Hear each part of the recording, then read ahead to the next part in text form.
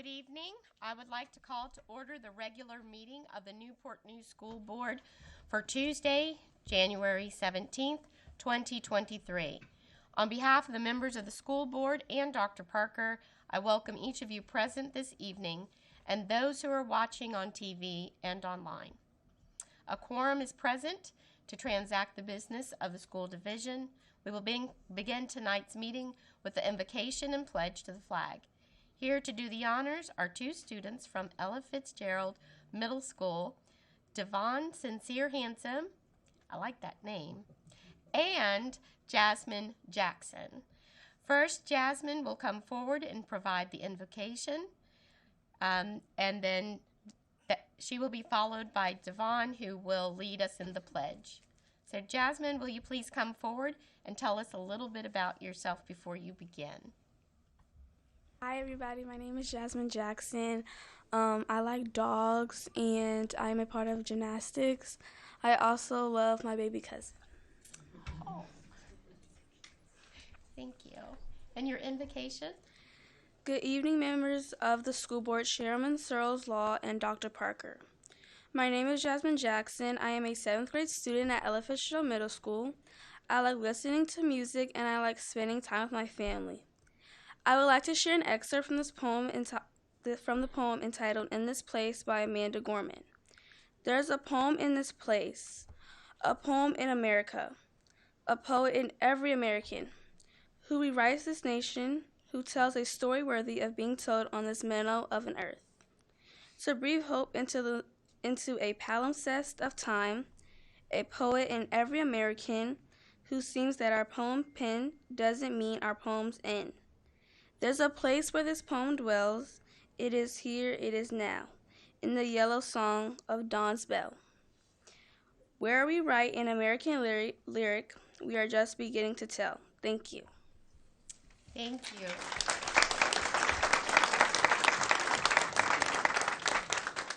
Vaughn, will you come forward too and tell us a little bit about yourself?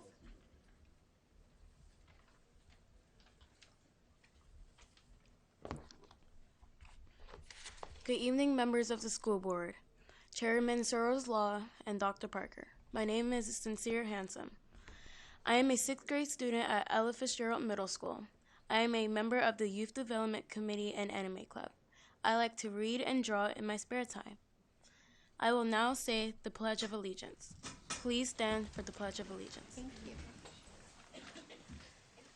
I pledge allegiance to the flag of the United States of America, and to the republic for which it stands, one nation, under God, indivisible, with liberty and justice for all. You may be seated. Thank you. Thank you very much. We appreciate you both participating in tonight's meeting, and you did a wonderful job. Supporting both of our students this evening are their families and members from their family school. May we have them stand? And let's give you guys a thank you. We really do appreciate you sharing them with us. The board appreciates also the encouragement you have all given students in our area, and we thank you for the support, coming forth for us this evening. The next item on tonight's agenda is the school board recognitions. Dr. Parker, please join me at the podium.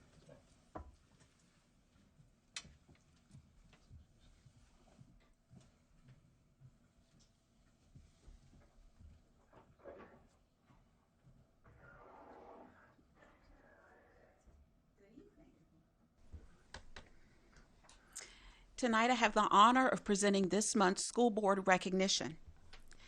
Over the past several years, the Newport News Public Schools budget development process has focused on gathering input, identifying funding priorities, and pinpointing ways to reduce spending to ensure the district's financial resiliency, as outlined in Journey 2025, our strategic plan. The budget document continues to evolve as well. It is user-friendly and understandable and includes much more historical and statistical information. The transformation is noteworthy and award-winning. Newport News Public Schools 22-23 budget has earned the Association of School Business Officials International Meritorious Budget Award for Excellence in Budget Presentation. Joining us to accept this recognition this evening are two members of the budget team. Please congratulate Irene Lopez, Budget Supervisor. Ms. Lopez.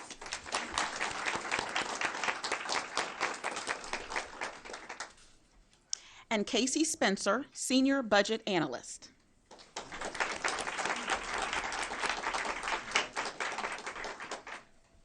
I'd also like to acknowledge two members of the budget team that were unable to join us this evening, Leslie McLeese, Senior Budget Analyst, and Stacy James, Grant Accounts Analyst. Please give them a round of applause as well. I'd also be remiss if we didn't acknowledge our Chief Financial Officer, Scarlett Minto. Thank you. The 2022-23 budget was reviewed by a committee of association members and outside reviewers with experience in public sector budgeting. The review not only provides the team with guidance regarding budget development, it also gives our budget team feedback in developing and analyzing a budget document. To earn the Meritorious Budget Award, budget documents have to meet stringent criteria. The document has to be clear and understandable, and it must include up-to-date budget practices, demonstrate sound fiscal management practices, and the effective use of educational resources. The review team's award letter noted that the school division's budget document includes a wealth of information in graphic and narrative form. The team also shared that the budget is user-friendly and boasts an abundance of data presented in different forms to meet the needs of varied readers. Newport News Public Schools is to be congratulated for their continuous efforts to pursue the Meritorious Budget Award and to continuously improve their budget document. I'd like to note that this is the 13th consecutive year that Newport News Public Schools has earned this budget award. Thank you, ladies, and congratulations on the job well done.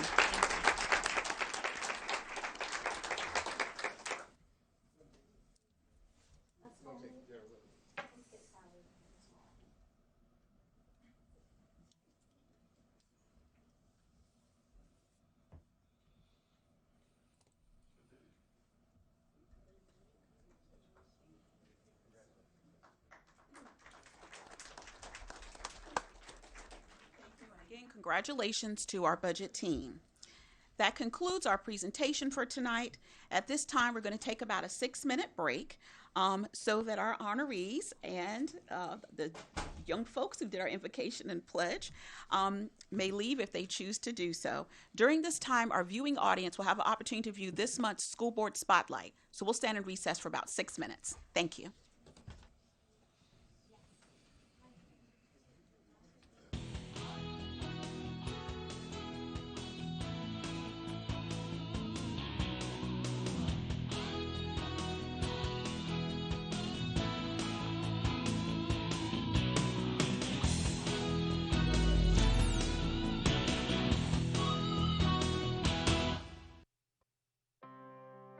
Since the unfathomable shooting of first grade teacher Abby Zwerner at Rich Neck Elementary, the response of love, kindness, and support from across Newport News Public Schools has been amazing.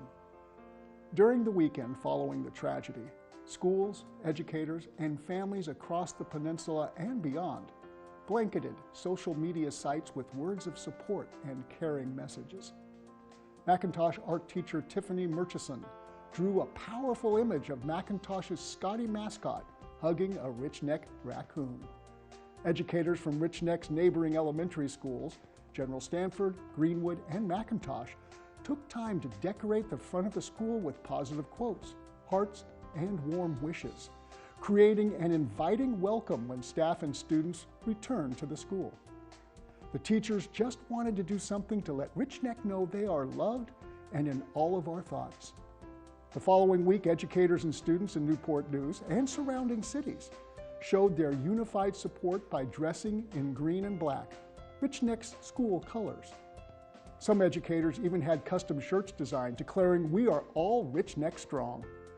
With many classrooms writing cards of support for Abby as she recovers, our community continues to keep her and the Richneck family in our hearts and prayers. Students, families, and staff at an Achievable Dream Academy embodied the spirit of giving this holiday season. For 3 weeks through December, the elementary students and their families were invited to participate in the Big Dreamer Give Back. Kindergarten through second grade students brought in non-perishable food items to be donated to the Virginia Peninsula Food Bank, while third through fifth grade dreamers collected hats, gloves, socks, blankets, and other winter accessories to be donated to the Newsom House. Student leaders and ambassadors organized the massive donations, which helped a number of families in Newport News enjoy a warmer and brighter holiday season. 6 elementary schools partnered with the One City Celebrations Holiday Food Drive to rally against childhood hunger. For over 2 weeks through December, the students and staff at Greenwood, Jenkins, Johnson, McIntosh, Sedgefield, and Stony Run elementary schools collected canned and non-perishable food items. Family and community engagement specialists at each school organized the One Can Make a Difference Canned Food Drive, a friendly competition to see which of the 6 elementary schools could collect the most food items. Greenwood Elementary came out on top, collecting over 1,300 canned goods. Many of the schools offered extra incentives, such as pizza and ice cream parties for the classes that collected the most donations. Through their collective efforts, our schools donated thousands of food items to the 21st Annual One City Celebrations Holiday Food Drive. On the Monday before Christmas at Denby Community Center, a small army of community volunteers, city employees, educators, and airmen from Joint Base Langley Eustis handed out bags of food, toys, and winter clothing to families. Books on Bikes Newport News was on site to hand out brand new free books and holiday treats to encourage students to continue reading during the winter break. And family and community engagement specialists assisted students who were selected to receive their own brand new bicycle, gladly handing out 60 bikes to students from 8 different schools. Through school, city, military, and community partnerships, over 500 families celebrated a holiday free from hunger. The Related Arts team at Greenwood Elementary is having a ball this school year. Since the FIFA World Cup takes place every 4 years, this was the perfect time to embrace the international tournament. So the resource team kicked around some ideas and designed a winning game plan. In their homeroom classes, teachers assisted 3rd through 5th grade students in selecting a country for each class to represent. During their weekly library time, students explored their country of focus. They learned valuable research skills and how to correctly cite their sources, using websites and books to learn about their country's famous landmarks, climate, currency, exports, and other interesting facts. In art class, students were learning about graffiti pop art and mosaic shapes, and then used these styles of illustrating to design and create custom banners for each country. In their physical education class, students enjoyed learning to play American soccer, known internationally as football. For many students, this was a fun way to learn a new sport by focusing on soccer skills, rules of the game, and how to work together as a team to score goals.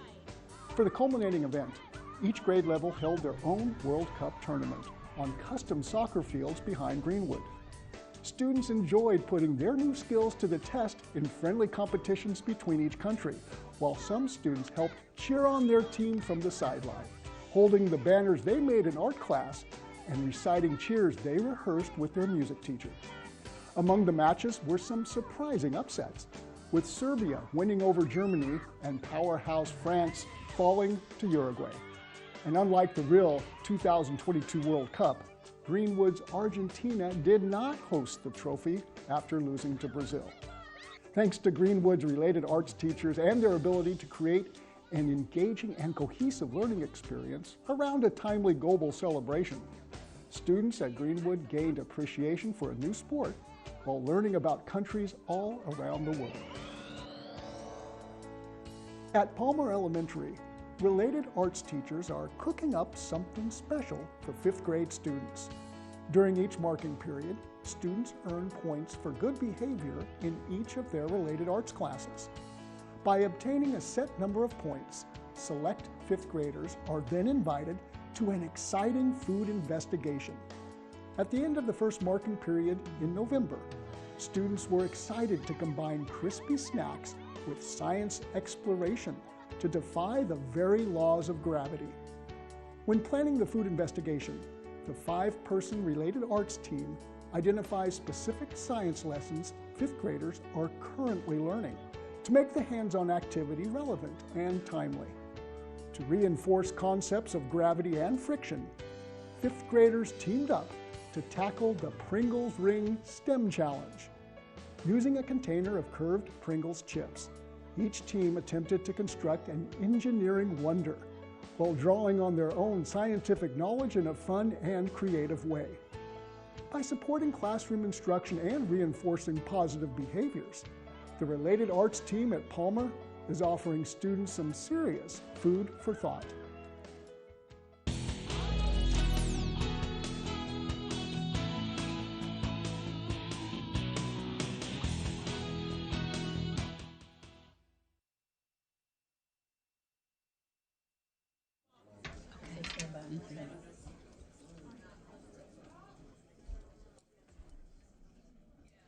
Thank you. I hope you enjoyed this month's School Board Spotlight. During our regular meetings, we provide time for the public to address the school board. These opportunities are scheduled in the early part of our agenda and also towards the end of the meeting. As advertised, citizens may submit comments via email up until 30 minutes prior to our meeting time to be included in the official meeting record. For those of you joining us in person, the board considers this an opportunity to listen to your comments. Please understand that we will consider your concerns. We ask that you comply with our 3-minute time limit, especially this evening. As you begin your comments, a green light will come on here on the side of the dais. A yellow light signals that you have 30 seconds remaining, and a red light and beep indicate your time is up. As your name is called, please come forward.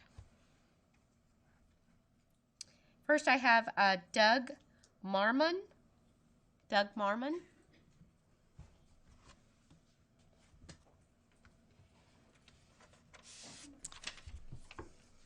Good evening. I'm Doug Marmon. I have 4 children who've attended Newport News Public Schools, 2 of which are current students. The return to school on January 3rd began with a great deal of concern for my family due to the school shooting threat that was leveled against Mitchellville High School. I found this threat as I arrived at the school that morning and saw all the Newport News police cars. I was not informed of this threat by the Newport News schools. The week ended with the elementary school shooting at Rich Neck. What an eye-opener. We have serious issues in our community, and we must stop ignoring them and address them head-on. I apologize in advance for my abruptness. 3 minutes is rather short to address all my concerns. First, I think we need to remove all members of Newport News Public School executive leadership. The leadership must be held accountable for the resulting actions, and the failure of their imagination of what could happen needs to end with this team. Second, we need to ensure that the student never returns to Newport News Public Schools. Additionally, we need to ensure that our school security officers, which are employed by the school board, are actually managed in accordance with the Code of Virginia. I recommend establishing a director of security as a direct report to the school board and a member of the superintendent's executive leadership team. I recommend increasing the number of school security officers in the elementary schools to 2, a minimum of 2 for each elementary school, and then seriously evaluate the numbers for the other schools to ensure the appropriate staffing levels. I recommend they start utilizing substitute security officers when there are absences and consider seeking volunteers for short duration needs such as the morning drop-offs. Last and most importantly, we must end the positive behavioral interventions and support program that has proven ineffective at addressing disciplinary issues within our schools. A review of the youth development benchmark data since 2012, which is provided in the annual budget, shows a continued decline in behavior since the implementation. Most shocking was in 2021 and 22, when we had a 23.3% increase in suspensions of elementary-aged children. Students need to be held accountable for their actions, regardless of age or circumstances, not transferred to another school or placed in a different classroom. Equality in our schools should not include the suffering of the majority for the lack of discipline for the few. Thank you for your time.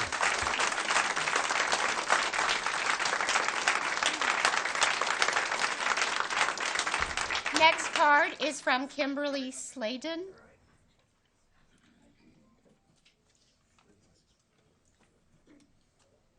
If I have something to hand out, this one is specifically for Dr. Parker, and then this is what I'm reading in case I run out of time. They'll all have the chance to read that. As a product of Newport News System, a graduate of Menchville High School class of 2003, a former NMPS employee and a parent of 3 currently enrolled in the school system, I am heartbroken by the events that have happened in our city. My mother retired after 31 years, spending 19 at Rich Neck Elementary, and I only made it as a school nurse at Yates Elementary in your system for 9 months. Due to the way I was spoken to by parents and kids. I am worth more than that, and so are all your employees in your district. I have worked as a nurse for the last 16 years. I have taken care of multiple gunshot wound patients in the ICU and saved their lives and lost other lives. Some of the kids in our school system are out of control. The way they talk to their teachers and administrators is beyond comprehensible. As a parent of an NPS student who had a behavior intervention plan in your school system, I know the lack of resources. I know I had to bend over backwards, miss work, and my child had to miss school to get private counseling.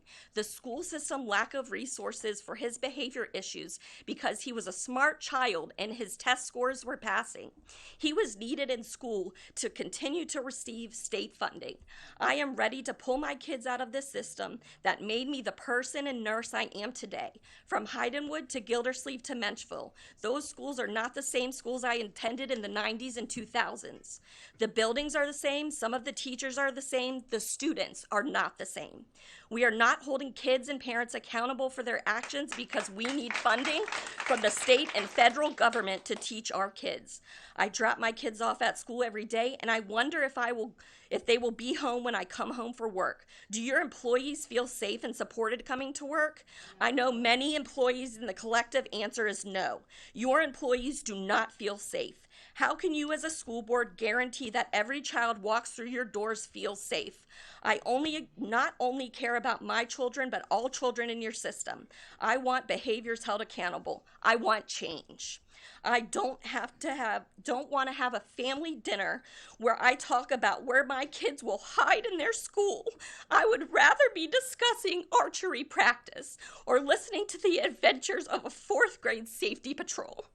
There needs to be accountabilities, and the rights and responsibility handbook, which is in place, needs to be enforced. Our children should have access to safe learning environments each and every day. Our children are not statistics or quotas. They should not be a barometer for our decisions about the safety of our students and staff. Administrators need to acknowledge that there are problems, and parental concerns should not be ignored. Please consider my thoughts carefully, or these are the thoughts of many concerns. Respectfully, Kimberly Sladen. And I would like you to answer the dirty dozen. What is the dirty dozen?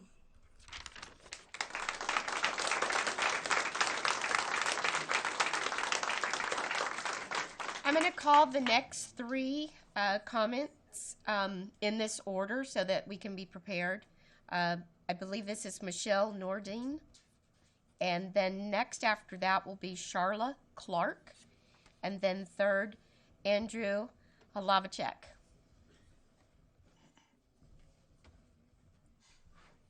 Good evening. evening, everyone, board members and Dr. Parker. My name is Michelle Dorneed, and I am the Newport News Council PTA's president, and I would like to talk with you about the level of violence in our schools.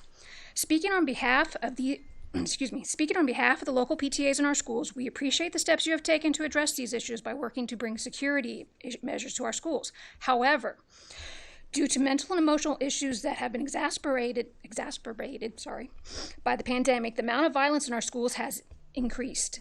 We need to work together to help students learn to handle their anger and frustration in a healthy manner.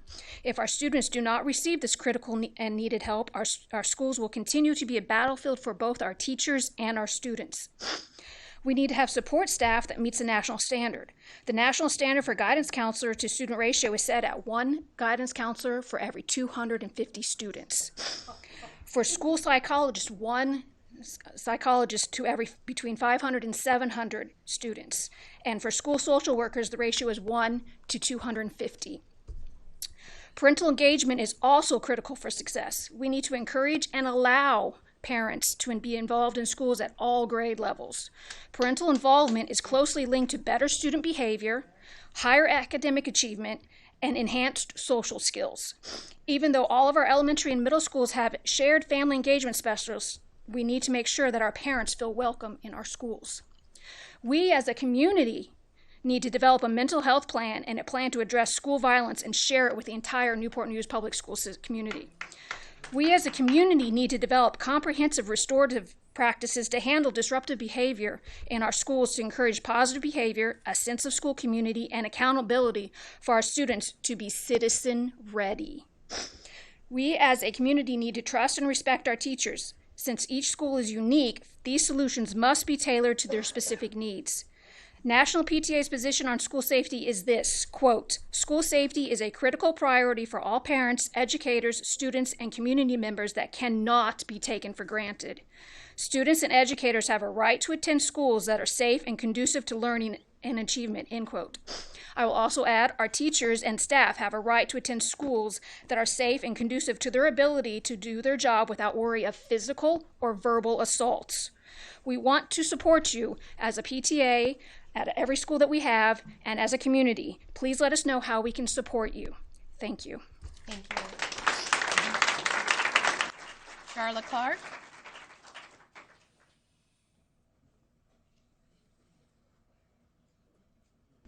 Hi, I am Charlotte Clark. I'm a parent of a child at Denby High School, Mary Passage Middle School, Ella Fitzgerald Middle School, and Dutchell Elementary. Yes, I have 4 boys. I'm here today to bring up a few points. A lot of them are in reference to safety. All we hear and what we're hearing about is all these fancy metal detectors. Biggest questions: who is going to man them? Who is going to maintain them? How are we deciding what schools get what?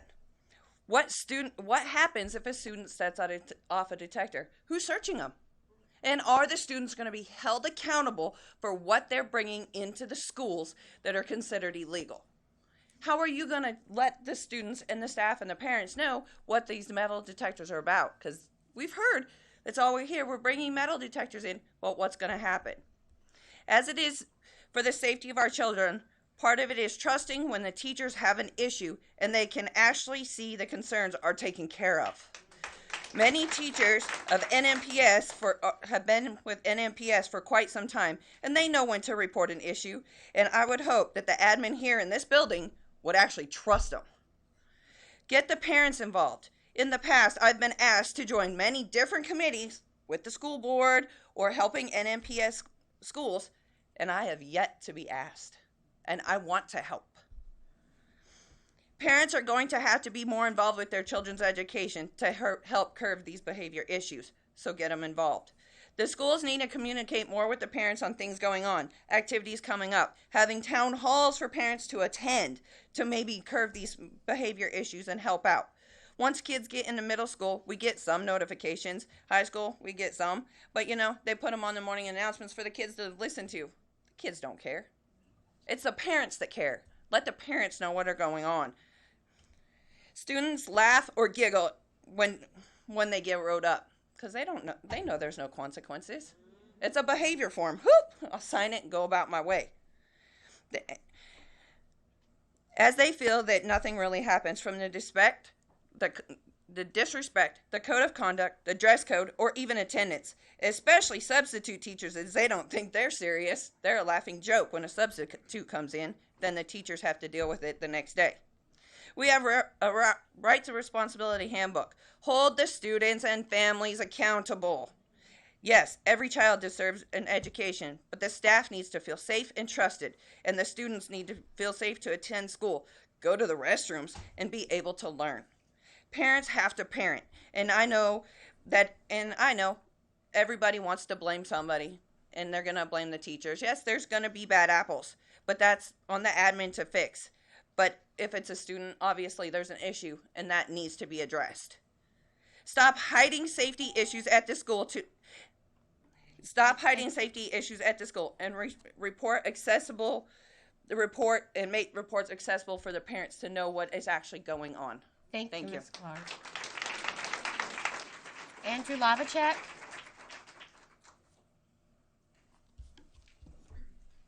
Good evening. I'd like to say thank you to all the parents, staff, and especially the students that have come out to speak this evening. I would also like to say thank you to all of you for hopefully listening to us for once. Everyone here is going to have a different point of view or feelings about this whole situation. I know 4 of you fairly well. We just had a campaign against each other. Mr. Brown, you and I ran campaigns against each other, and you said that I helped make the schools safer. I appreciate that, but the schools apparently are not safer. We've had 3 school shootings in 16 months here in Newport News. After this last one, you finally found funding for more metal detectors. Well, it's about time. Thank you for finally seeing what I was saying during my whole campaign. All these issues are issues I had during mine. It shouldn't have taken this long to protect our children, your children, and in some cases, people's grandchildren. Now I can stand up here and ask that you all resign and the superintendent resign, but I'm not going to do that. I'm sure plenty of other speakers will, though. What I will do is I'll offer some suggestions. Instead of getting metal detectors, why don't we hire more school safety officers? Yes. Why don't we give the teachers back power in their classrooms? Yes. When I was on the campaign trail, I ran into an administrator of a local high school, and they asked me how I felt about giving teachers their classroom back. I said, let's do it. So, for example, a student cusses at a teacher. Teacher gives them a warning. The student does it again, write a paragraph or an essay on why you shouldn't speak to your teacher like that. A third time, you say? All right. Teacher sends the child to the principal's office. The principal calls the parents and informs them of their child's behavior to hold that parent accountable too, and then sends the child to ISS. It's just one example. I say this because while I was on the campaign trail also, I found out that a majority of teachers left one specific school last year. That's unacceptable for a majority to leave. Why did so many leave, I asked. And that person replied, because the administration didn't have their back and they didn't feel safe. We still have the highest vacancy numbers in Hampton Roads, and that will never change if something doesn't happen. You all have my phone number. You can speak to me personally. A couple of you actually told me you'd consider me for some committees if I didn't win. Why don't you make a security committee or a safety committee? Allow veterans, police officers, and security professionals to be on that and make the schools safer.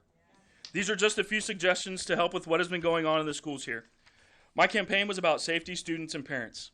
I will always be about those. Safety for students and staff, what our students learn and staff teaches. And lastly, I will always be a voice for parents who don't feel like they have one. I will be here holding you accountable for all parents, students, and staff. Just remember, as I said in my first speech, you are all elected officials, and when parents have had enough of you, they will replace you. Unfortunately, elections have consequences. You are our consequences. I'd like to suggest one thing, lastly. A good friend of mine, Marlon Pendergraft, for your open position. Thank you and have a good evening. Thank you. The next 3 that we will have come to the mic, Evelyn N. Cox, John Crickerin, and Colleen Winthrop. So, Evelyn?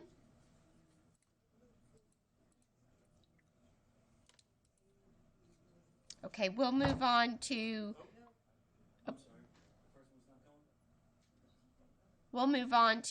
John. I'm trying to read. Krikorian. Thank you. Whenever you're ready. We ready? I pledge allegiance to the flag. We learned that in school. My daughter goes to Warwick High School. Second period. She stands. One of two. In one class, there is no flag.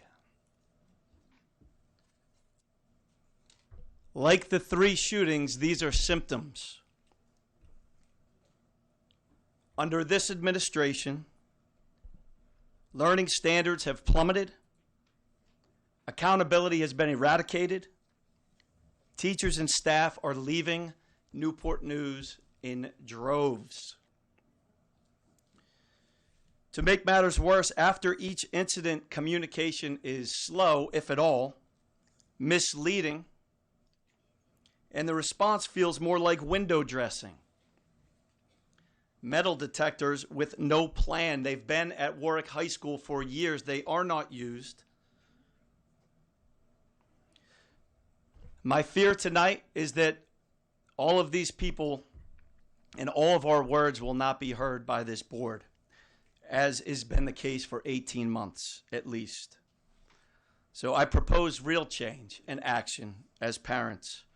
I propose that we boycott the SOL up through the 8th grade, where there'll be no impact on our kids. I have a petition online, change.org, Newport News school shootings. I have 100 already, close to 100 signed up. Again, 8th grade and below, there's no impact for your student, but it will hit this board and it will hit this school system, and I don't have any joy in that. But it is time for action and not words. I ask that you all join me, parents watching and those that are here, that we demand change in our administration immediately, or else we boycott the SOL.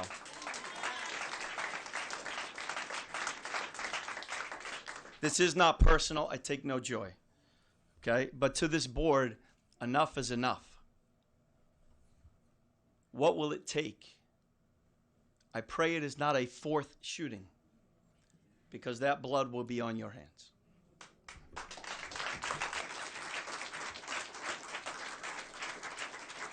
Has Evelyn Cox joined us? Then we'll go with Colleen Winthrop. Good evening.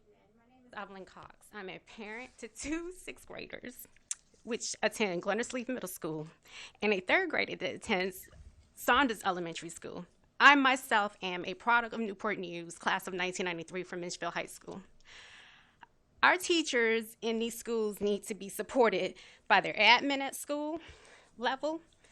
They need to be supported by the superintendent, Dr. Parker, the school board, and all parents.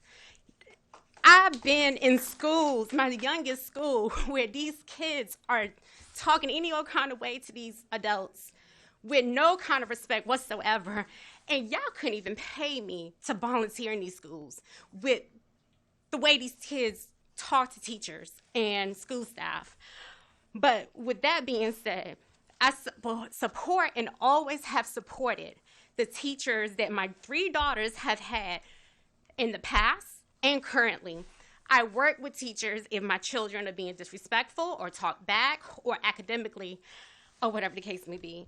I've seen so much disrespect among parents and their child or children towards teacher, school staff, like rules do not apply to them. At the end of the day, accountability and consequences need to be paid, because it's not fair to my kids or anybody else's kids that are going to school each day trying to get an education, and they can't even get a valid education because the teachers are stopping to tell Bobby or Susie to please be quiet. And then they get sent to the office, and a few minutes later, they're sent right back to the class to be disruptive again. Again, how is that fair to my kids or anybody else's kids? They're not getting a valid education.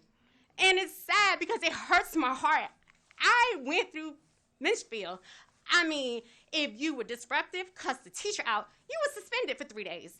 After that, you were 5 days, then 10 days, and then expulsion. At that point, when I was in Newport News, Deer Park wasn't an elementary school. It was a school for kids that had issues. and they were sent there as the last resort so they wouldn't be dropouts.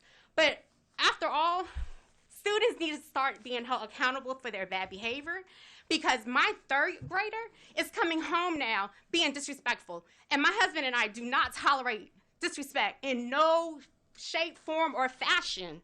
And these parents that act like rules don't apply to them and think they can talk to anybody any kind of way, that behavior is learned from their parents, these kids.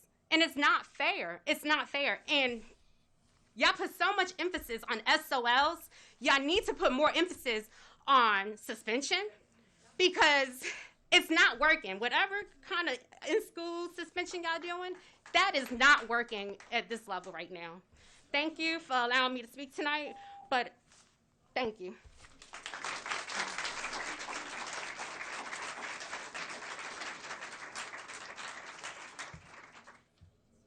Rhonda Wagner? Rhonda Wagner? Oh, Colleen, I apologize. I put your card down. Hello. Hello. My name is Colleen Renthrope, and I'm a single mother of 2 biracial children being currently educated in this school district. The issue I'm here to speak on is a national one, a fear of all parents that goes beyond socioeconomic status, the color of one's skin, background, or the hot-button issue of gun control. We need our kids and teachers to have the safety of being able to learn and grow in an area where they are not subject to slaughter. I had hoped that NNPS would be willing to lead this challenge, but as other concerned community members have observed, this has not been the case. We as parents and teachers are only asking for our elected officials to clean up their own backyard. Yet this is a national problem, and as it has grown, there has been no growth within our own system. Board members, you have lost your way, and you have lost our confidence. The board has chosen closed-door meetings as opposed to inviting some of the most concerned and bright minds in the community to lead the charge. We have had 3 incidents in the past 2 years in our own district, the district that you are charged to protect and grow. The resources are available and often underutilized or not even considered. When the tragedy in Olvade, Texas occurred, I contacted NNPS and NNPD to suggest a plan at 0 cost that would act as A, a deterrent for potential threats with police presence in the school, and B, a community outreach program where students and officers were encouraged to communicate and build healthy, mutually beneficial relationships. I received a generic response from both parties. The problem is that there is a lack of follow-through or even acknowledgement. There is no one single answer to this abhorrent situation that our kids, teachers, and parents find ourselves in daily. I send my kids to school and find myself praying to God that they will return home safely. They go through live shooter drills in which they are instructed to wait quietly at their desks. When asked about these drills, my 7-year-old daughter says that she sits with her head down and cries because she wonders if she will be able to hug her mommy again. My 11-year-old son contemplates exiting a window because he may have a better chance of surviving. This may not be a daily worry for you, but my children and I are terrified. You have lost your way. The boards have self-serving videos of high graduation rates when we know the standards have been lowered. You need to figure out your priorities. We demand accountability from elected officials. We remind you that just as easily as you won your post, we will vote you out. We demand a return of parental responsibility for children and their actions. We demand that teachers be able to start using fair and just discipline again, not to be ignored by administration. We demand budget transparency. We demand to be informed, active participants in our children's safety and future without a closed door. And I personally demand that the tears of all the students scared to go through the day in the system that you are charged with protecting will haunt you until you make this right. We demand that our kids and teachers come home safe every day. Thank you for your time and consideration. I have little faith that it will be, any change will be made.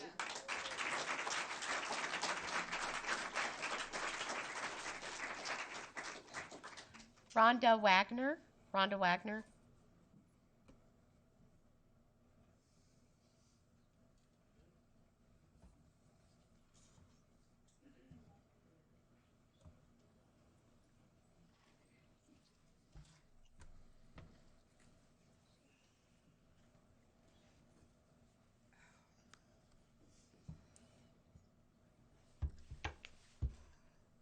Good evening, school board members and Dr. Parker.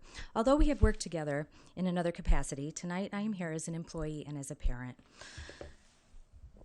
I have been fortunate in recent years to have been graced with exceptional administrators. However, that wasn't always the case. I not only witnessed, but was subjected to bullying, harassment, and unprofessional treatment. Good leadership should never rely on these tactics. When employees say they are afraid to speak out, I know why. It still must be done, though. I am asking that the division put in place a system of checks and balances that ensures all administration are transparent and accountable. Asking those in charge to govern themselves does not work. As for the unacceptable behavior on some of our students, we need tangible, immediate solutions. The tips for teachers guidelines that we received Sunday evening was insulting and completely unhelpful.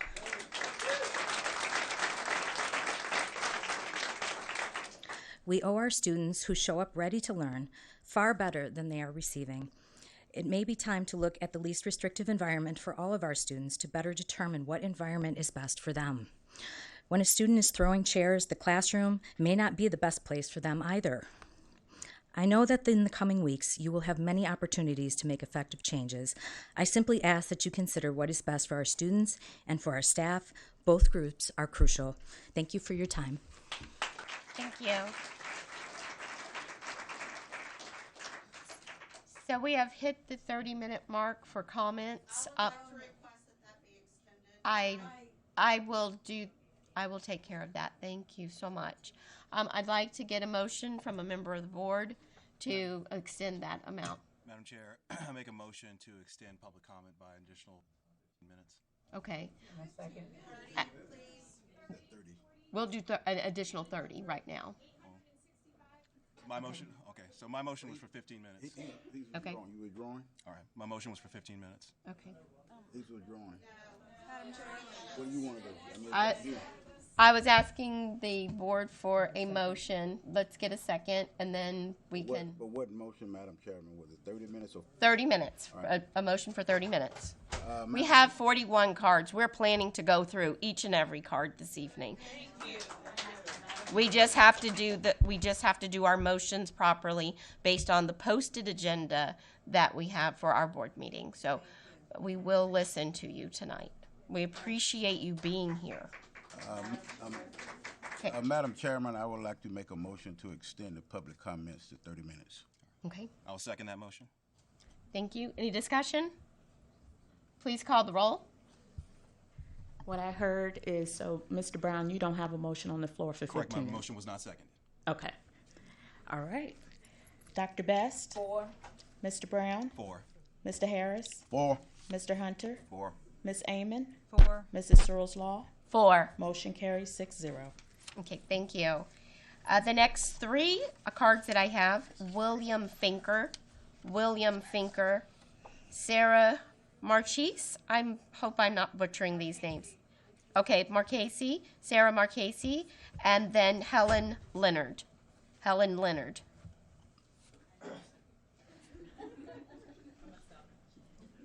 Good evening, Ms. Searles Law and members of the board. My name is William Finker. I have an MAT from JMU. I was a member of their middle ed program. I now teach 8th grade science at Gildersleeve Middle School, a subject I love and deeply respect.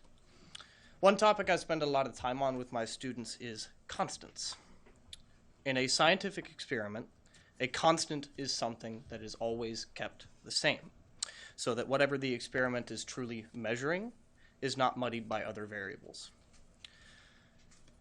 Gun violence has become a constant for our students. It has been a salient issue in our community for some time now, so much so that our local candidates were asked about their proposed responses in their bios for Wavy TV 10. Gun violence has even made its way into our schools in Menchville, Heritage, and now Rich Neck. All the while, school administration is supposedly following a 5-year plan which promises to, quote, create and maintain a safe and supportive environment that allows students and staff to thrive, end quote. Measures like the addition of metal detectors are being taken reactively, not proactively. If the administration continues to only act after a shooting has taken place, it will happen again. You've spoken publicly about wanting to regain the trust of your teachers. But our trust is not a would-be nice. It is a must-have. Without our trust and cooperation, this district will fail in its mission and further embarrass itself in the eyes of the community, nation, and world. My trust, our trust, is not going to be won back by showing us cherry-picked data that makes you look good.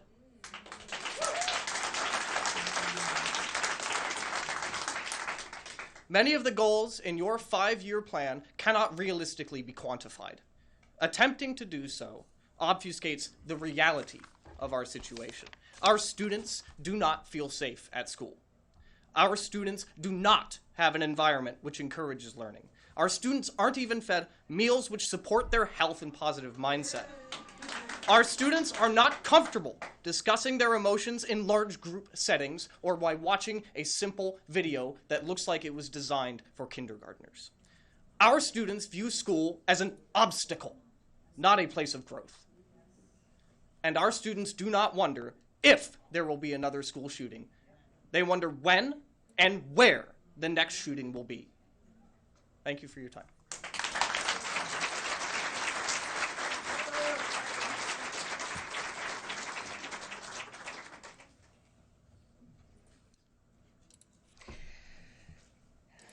Good evening. My name is Sarah Marchese, and I'm president of the Warwick High School PTSA.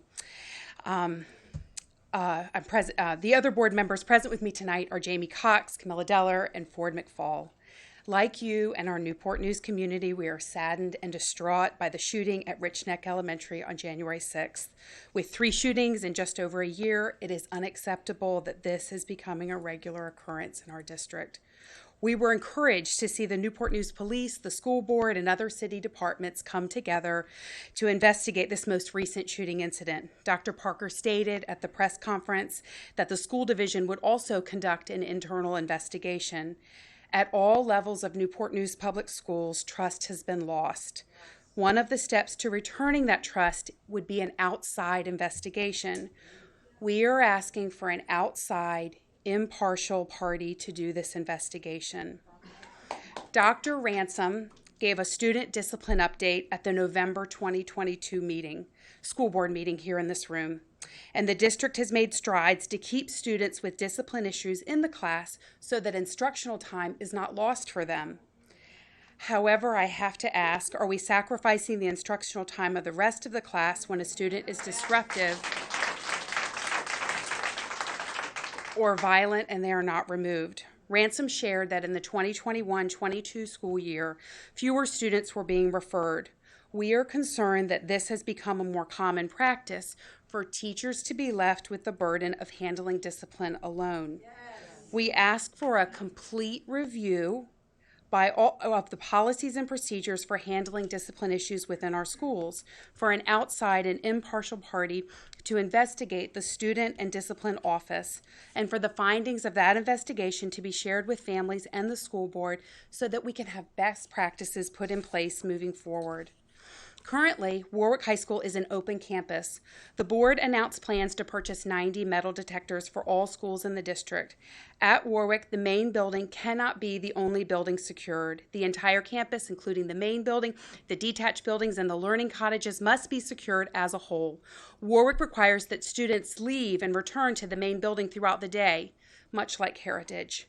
Metal detectors and the staff to go with them must cover the entire campus, including all outside areas. The eyes of the city, the state, and the country are watching right now, and Newport News Public Schools has a unique opportunity to take thoughtful action and be an example to other districts in our states, and I think we all want to be a part of that with you. Show our teachers, staff, students, and families you care. Thank you so much.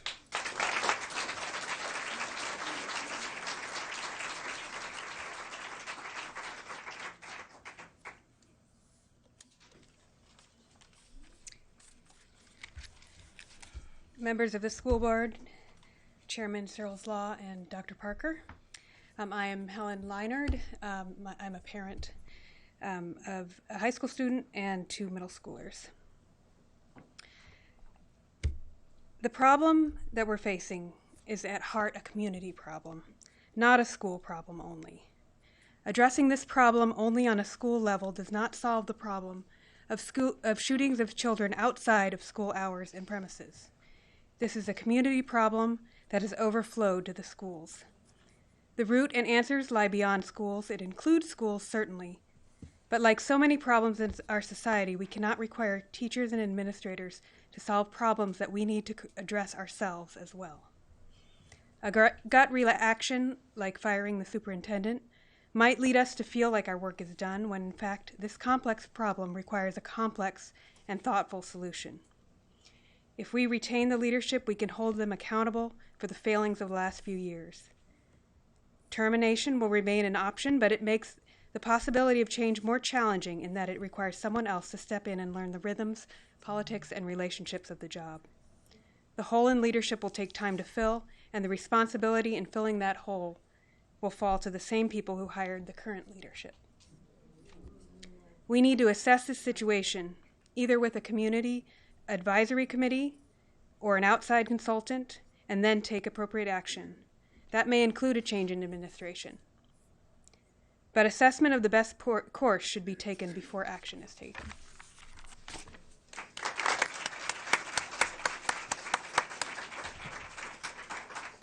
Our next three are Charlie Farrell, Deefa Lee, and Cassandra Pacheco.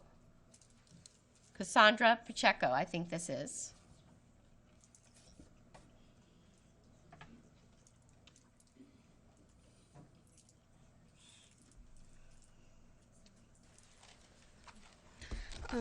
Hello, I'm Charlie Farrell. I'm a junior at Warwick High School, and this is a poem I wrote about comparing road safety and school safety. Why do I feel safer on the roads than I do at school? Driving, rules of the road, something we have a whole class on at school. Rules for the road are in place to ensure every type of driver safety. If every driver follows these structured rules, no crashes will happen. Newport News Public Schools has no solid lines, no red or green lights to ensure our safety. Going to school is like being on a busy highway with no signs or signals. Danger is upon us. Drivers can be good or bad, but if there's no signs or signals to follow, it creates a dangerous road.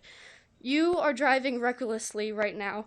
Roads cannot determine when a reckless driver is going to strike, but there are steps and procedures we can go through to avoid accidents. How are you avoiding accidents in our schools?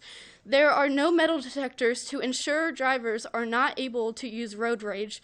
There are no solid yellow lines making sure our students cannot cross traffic.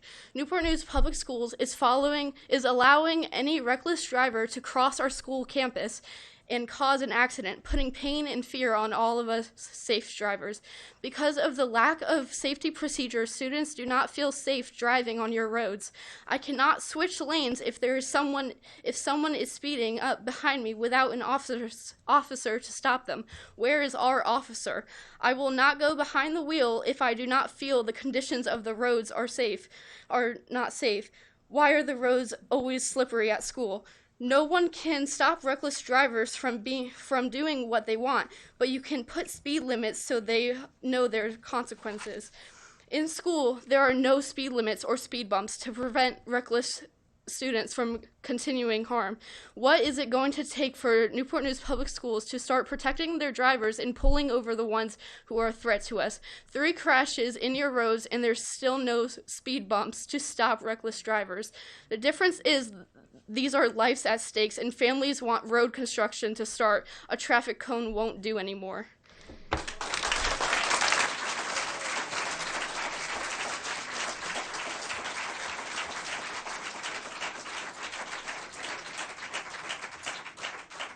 Deefa Lee.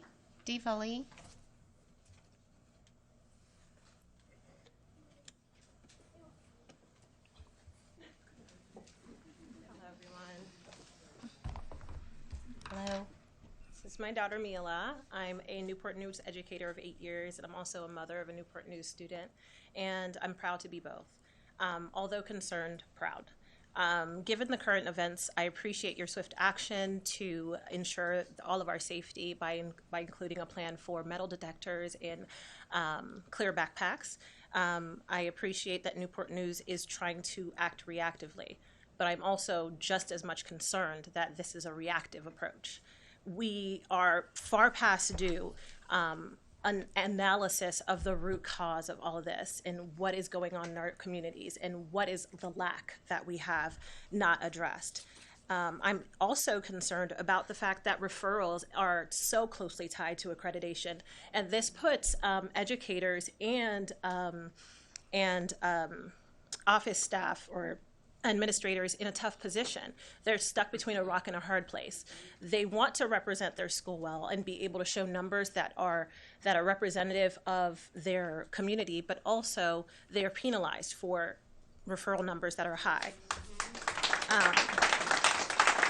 It's time that we take an honest look at real data that is not skewed by the fear of affecting accreditation. It's time that we talk about preventative measures that we can take and have conversations that are not inclusive of teachers, but are led by teachers. We are in the classroom.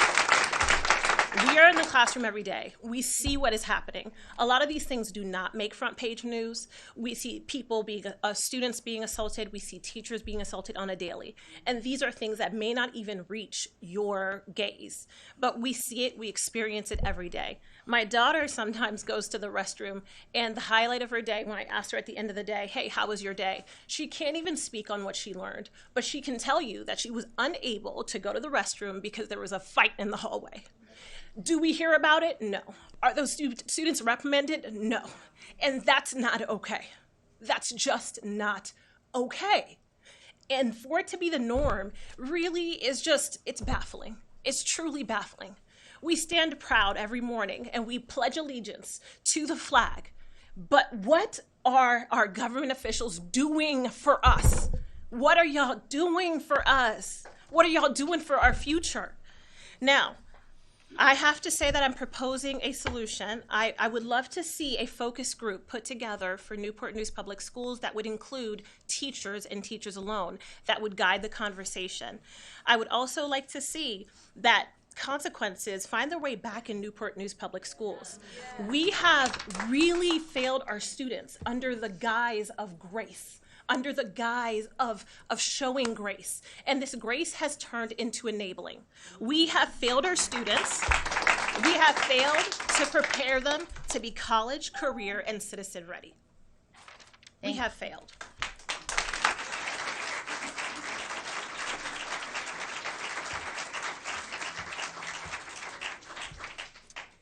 Cassandra Pacheco? There she is. Thank you.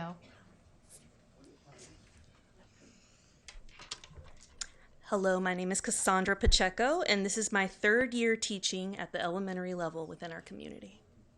I've met and learned from some wonderful educators who are passionate about working with our students to overcome some academic gaps that have occurred through COVID. Throughout my teaching here, I've had the pleasure of working with a population I love here in Newport News, but it's not without some challenges. As we transitioned from virtual learning to hybrid to in-person instruction, I grow more and more concerned with some of the challenging behaviors I've noticed within our student population. It is to the point that I see the passion of many of my colleagues dwindling as many of them leave the profession. Though it saddens me to admit this, with the recent shooting at Rich Neck, I too question whether I wish to stay in this profession as family members and loved ones fear for my safety. Though the district has equipped us with some strategies and resources to help with these students, there is a desperate need to address these behaviors in all grade levels. Short tempers, uncontrolled rage, and unregulated emotions frequently go unchecked in our schools. A lack of consequences, lack of counseling, and lack of rehabilitative services are what I believe contribute to these escalating behaviors. Our goal is to help our students become college, career, and citizen ready. And so I propose we allocate more funds to employ more mental health and counseling professionals to help address the needs of our students. I would also propose we survey our schools and distribute these staff where they are most needed. If we don't have these professionals available immediately, I ask that we consider searching for these professionals as a top priority. I request that we consider a proactive approach as opposed to a reactive one, where we follow logical consequences to behavior. Clear backpacks and walk-through metal detectors do not address the root cause of the issue. In closing, we have focused so much on college and career readiness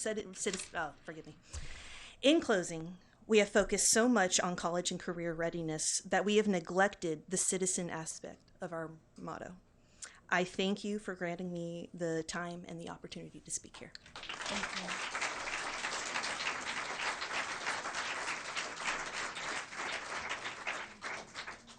The next two I have are Jay Pruden, and Amanda Bartley.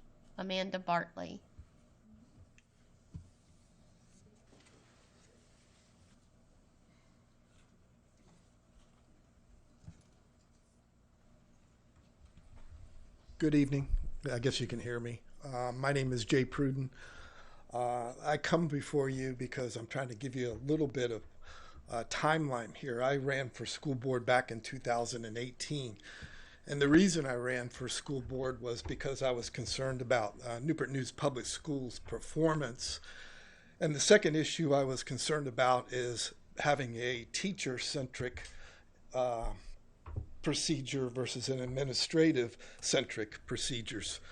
So there's a big difference between the two, and unfortunately I don't feel Newport News is following the teacher-centric procedures.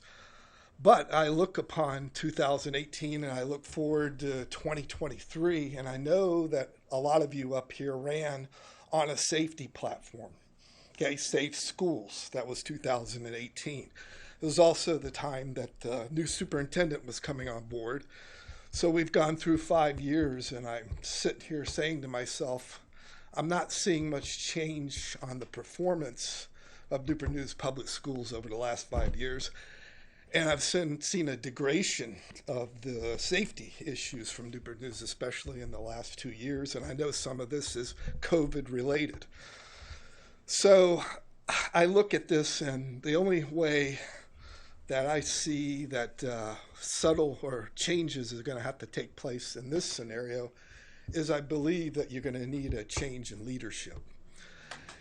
And I say that tongue-in-cheek only because I believe that I've kind of lost faith in anything that comes out of the school system these days, and that's unfortunate. And it's unfortunate that a lot of my friends, my wife's friends, and I are teachers and administrators in the Newport News public systems. And the conversations I have with them are not positive here in the last year or two. They're afraid, and this incident happens to be in a classroom, which we have to have some control.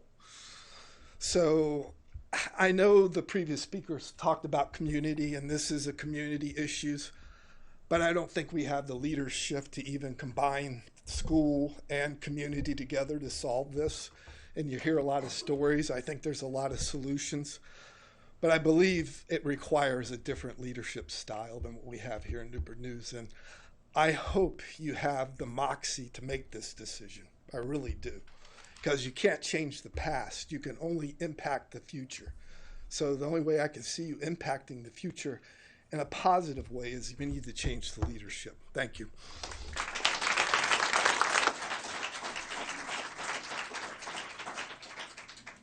Amanda Bartley. Good evening, members of the board, fellow staff, and fellow parents. My name is Amanda Bartley, and I have a 6th and 4th grader here in Newport News. I am also a staff member. I have worked as an assistant for Newport News since 2006, and am now an official first-year teacher, starting at Heidenwood, and then transferred to Knollwood Meadows 6 weeks into the school year. I am here to speak on staff and school safety and student discipline. It was just a matter of time before something like this happened, to be honest. Teachers often joke about how students get sent to the office for a discipline problem, and they come back 10 minutes later with a snack and a pat on the back. But it's not a joke. It happens every day, not just in Newport News, but across the country. The student code of conduct is often not followed, and students are not punished because it would affect attendance, school ratings, and funding, not to mention parents who can't afford to take time off to take care of their suspended school students. What really is happening is that students are quickly learning that they can do anything they want with little to no consequence. Dr. Parker's multiple emails this morning were just words. When was the last time any of you were in a classroom for longer than a photo opportunity? Actually talking to teachers, actually seeing and talking to the students who are doing the offending to find out why. I was named Support Staff of the Year at Heidenwood last year, and do you know why? Because I worked as a teacher without the teacher pay. Teacher pay, that's a whole different discussion for another day. Anyway, I taught a 4th grade classroom with most of the most difficult students in that grade. How many fights did I have to break up? How many times did I have to call for security or admin to help deal with my students? I was blessed to have administrators in my building backing me up and suspending the students, but those kids need more than a day out of school so they can sit at home and make Instagram videos. They need mental health services, social emotional learning classes, parental classes, in-school suspension, and other supports in place our district is not capable of handling. The caring school curriculum is not enough. I was asked, hold on, I got 3 minutes.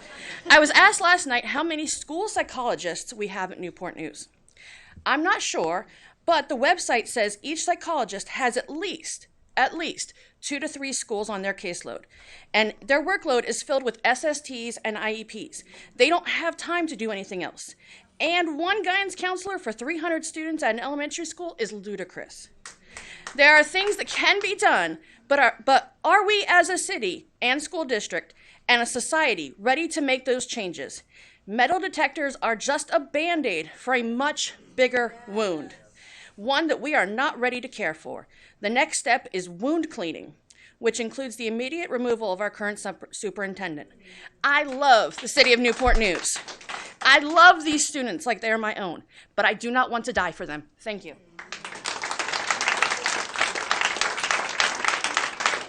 Next is Cindy Connell. Cindy Connell.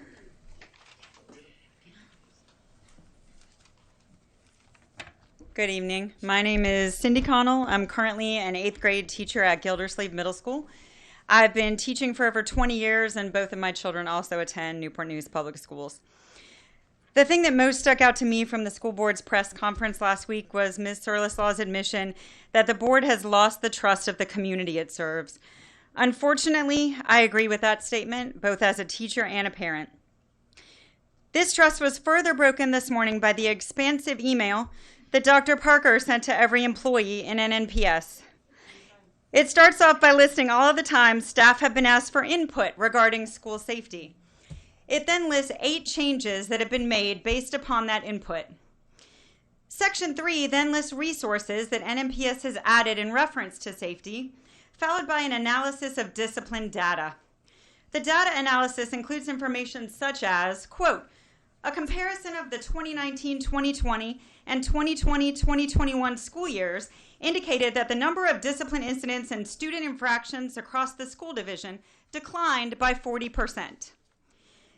The final section lists 4 additional actions being considered by the board, including the 90 metal detectors mentioned by Ms. Searleslaw in the press conference last week.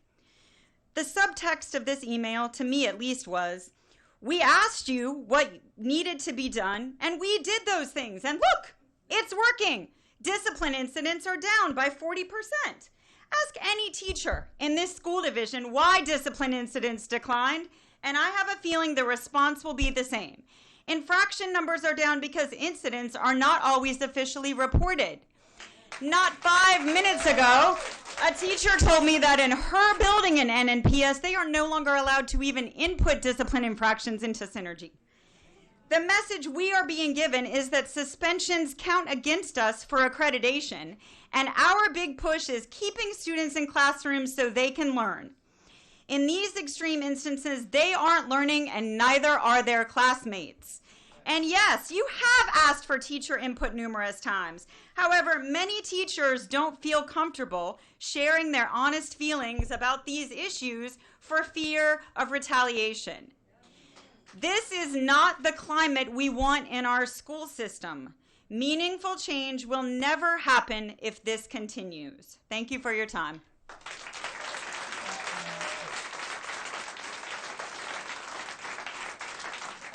So, Board, we've met the 30-minute mark again. Do I have a motion for extending an additional 30 minutes? Madam Chairman, I would like to make a motion to extend the public comment additional 30 minutes. Any questions? Please call the roll. 4. Four. 4. 4. 4. 4. 0. Okay. Just for your awareness, we're on 31, and we have 47 now. So just for your awareness. Amber Thomas, Nicole Cook, and Dr. James Graves.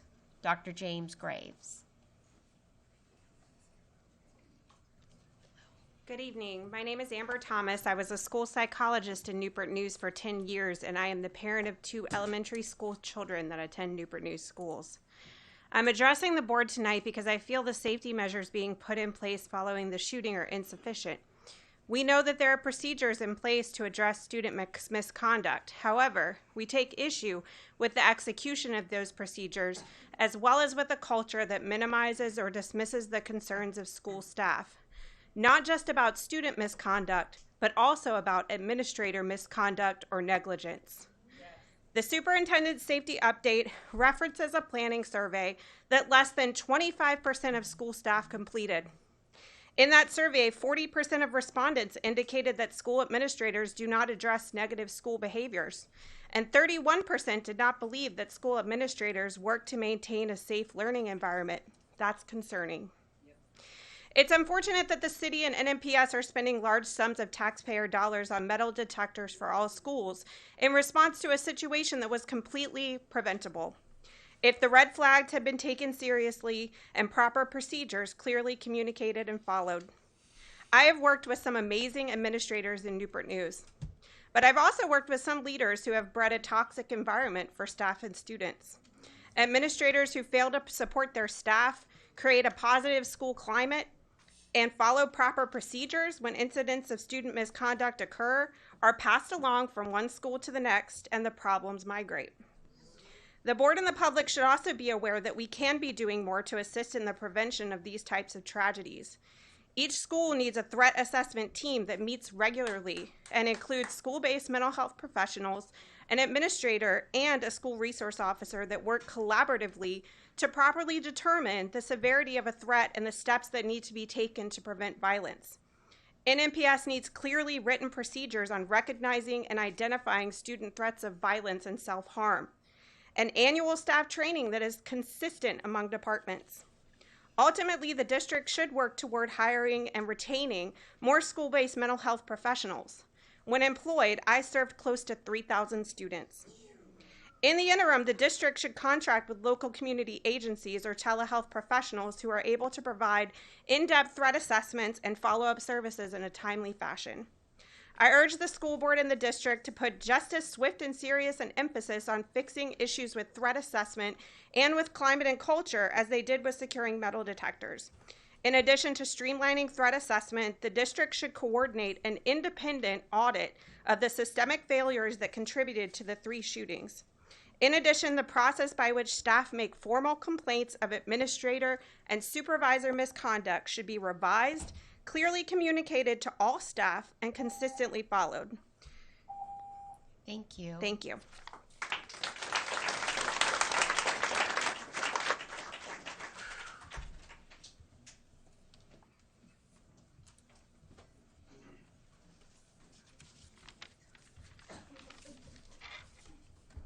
go ahead. Yes. Good evening, everybody. I sure do appreciate these 3 minutes to address this board and you, Dr. Parker. This will be 3 minutes where you will not be able to interrupt me and tell me why I'm wrong, which is what you did when I served on your teacher advisory committee as the co-chair. In fact, about a year ago, Dr. Parker, I brought to you a concern of many of our teachers that we did not feel respected by you. You told me I was using the wrong word. Turns out, Dr. Parker, I wasn't. If Abigail had been respected, she wouldn't be in a hospital right now.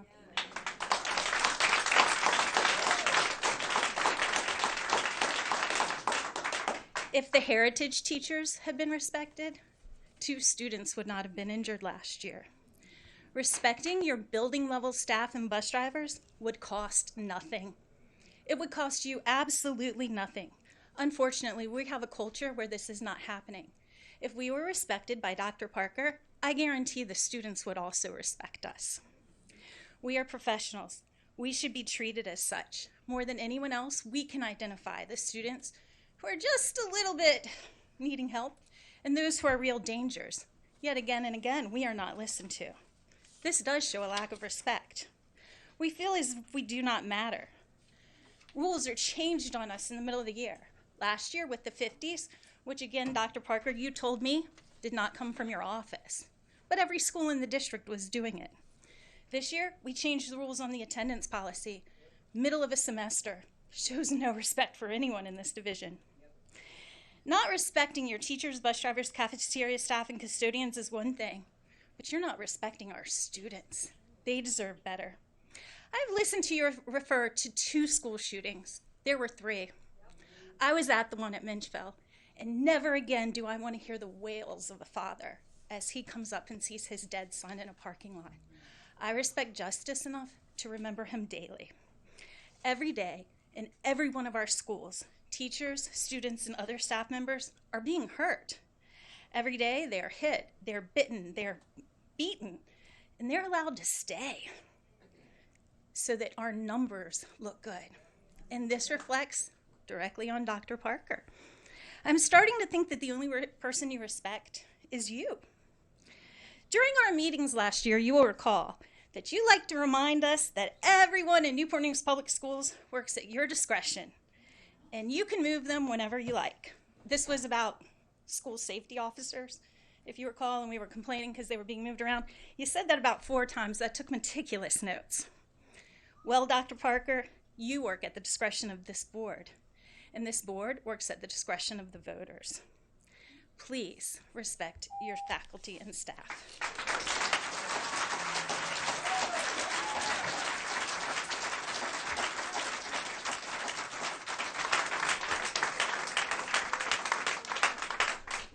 Good evening, and thank you for the opportunity to speak. My name is Dr. James Graves, and I am the president of Newport News Education Association. As president, I meet with our union members regularly about their concerns and safety in our area of concern for many of our members, especially the wake of the school shooting at Rich Nick Elementary. Multiple school shootings in 18 months cannot become the new normal in Newport News. We must work together to stop the violence and to make sure that every classroom in Newport News Public Schools is a safe place for students to learn and a safe place for employees to work. Metal detectors in every building is a nice start, but the most effective solution is for staff and teachers to be listened to and supported when they report dangerous behaviors and threats from students at their buildings. Staff and teachers must be empowered to give open and honest feedback about safety issues. Expanding the options for anonymous reporting will help with this. There should also be improved protocols in place to systematically respond to reports by employees and by students about violent and threatening behavior. Based on the meetings I've had with NNEA members, I would like to share some following suggestions to help ensure safe classrooms. Students who demonstrate uncontrolled aggression or who make threats towards students, teachers, or staff should immediately be removed from the classroom and suspended. severe violence and or bringing weapons into the school should warrant a special placement for at least the remainder of the school year, if not longer, and should include wraparound mental health services for the student and their family. In order to minimize learning loss, instead of having students stay at home to complete their suspensions, when possible and appropriate, they complete their suspension through in-school suspension at their home school, or for less severe infractions, or through alternative school for more severe infractions. Schools could set up in-school suspension classrooms as needed in the wing of the building. We still have kids in the school that are not at home. We can do this. With additional staff and security in that area to provide a smaller student-to-staff ratio for those students. Before a child in a school or alternative school inspection is completed, the district could bring in the family for a meeting in order to set up additional counseling, mentoring, and mediation to help the child and family transition successfully back to a regular education classroom. Please note that students also must be suspended for violence and threats in spaces outside of the classroom, such as school buses, in the bathrooms, in cafeterias, etc. Children who come to school to learn should not have to fear violence and threats on school bus. Thank you for this time. Thank you.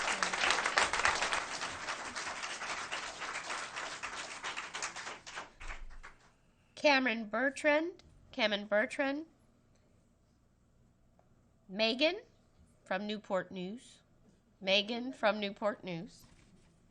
And Barbara Tucci.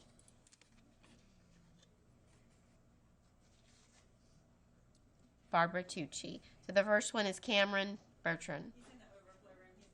Okay. Is Megan from Newport News in here? We'll take Megan now. Call the next one. Call the next one because we'll be waiting. Say that again. Yeah, I think so. And then Barbara Tucci. Is Barbara Tucci in here, also in overflow? Okay, thank you. Call the next one.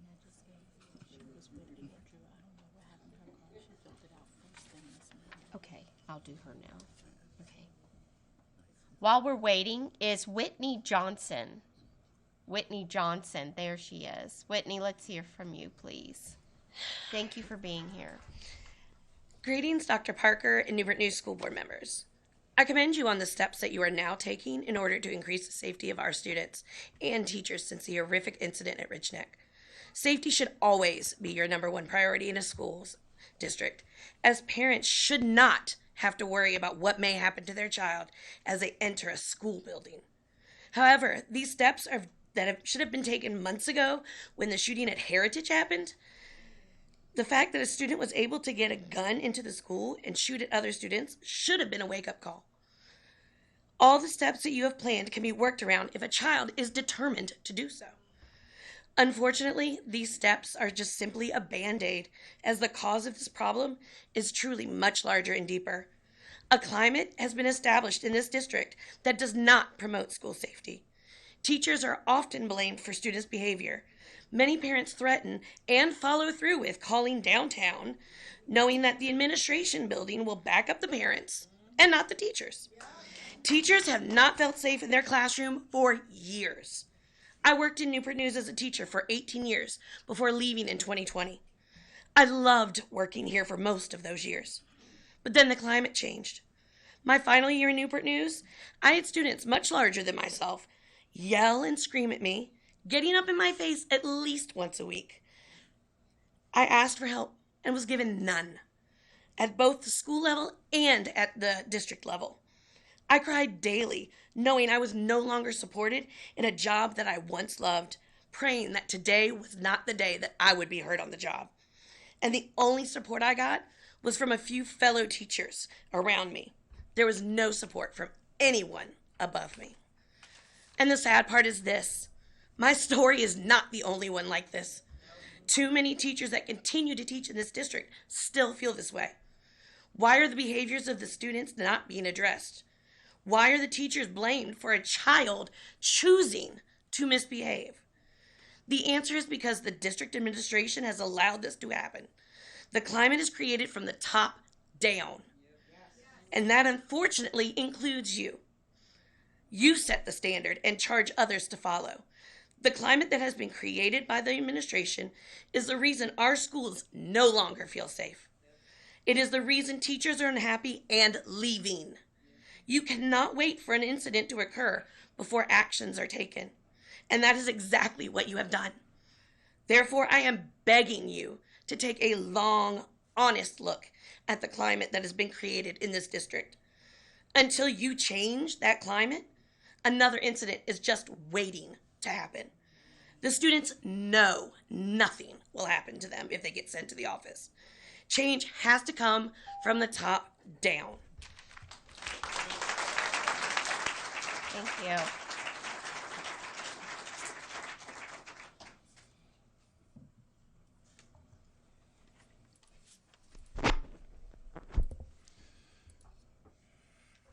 Good evening, everyone. My name is Cameron Bertrand. I'm the CEO of Violence Intervention and Prevention, VIP LLC. I'm also the founder of Buy Back the Block and the newly founded Gun Violence Intervention and Prevention Outreach and Research Center. This scene right here has been far too familiar, far too many times. I want to first and foremost say to the teacher that has been impacted by gun violence and is recovering, we failed you. We failed you. To the teacher that is still recovering, I know what that pain feels like as I still recover from my gunshot injury, and I just need everybody in the community to know that the energy y'all have today, we got to have it tomorrow, and today after that, and next week, and next year, and after that, it has to keep going.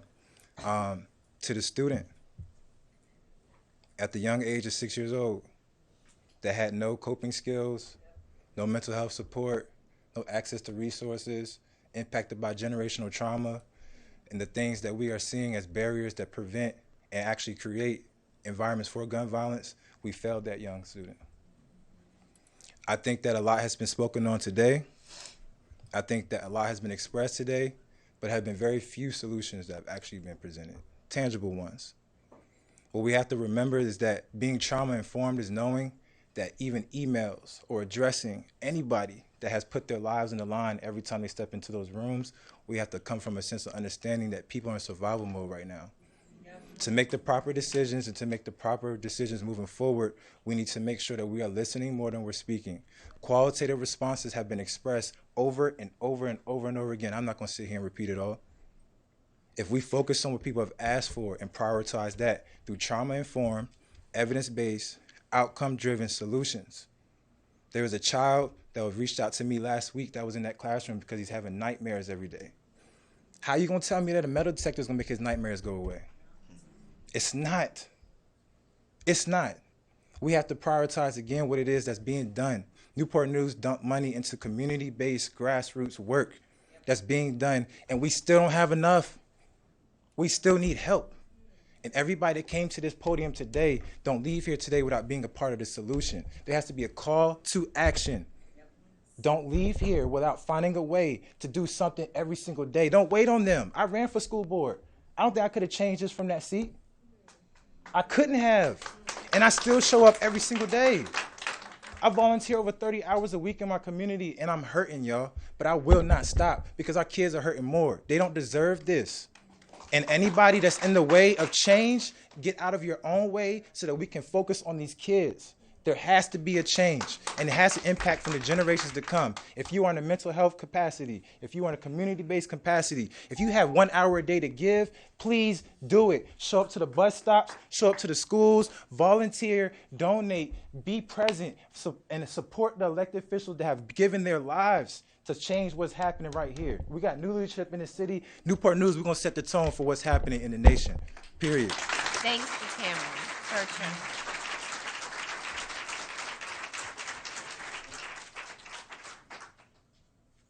Megan?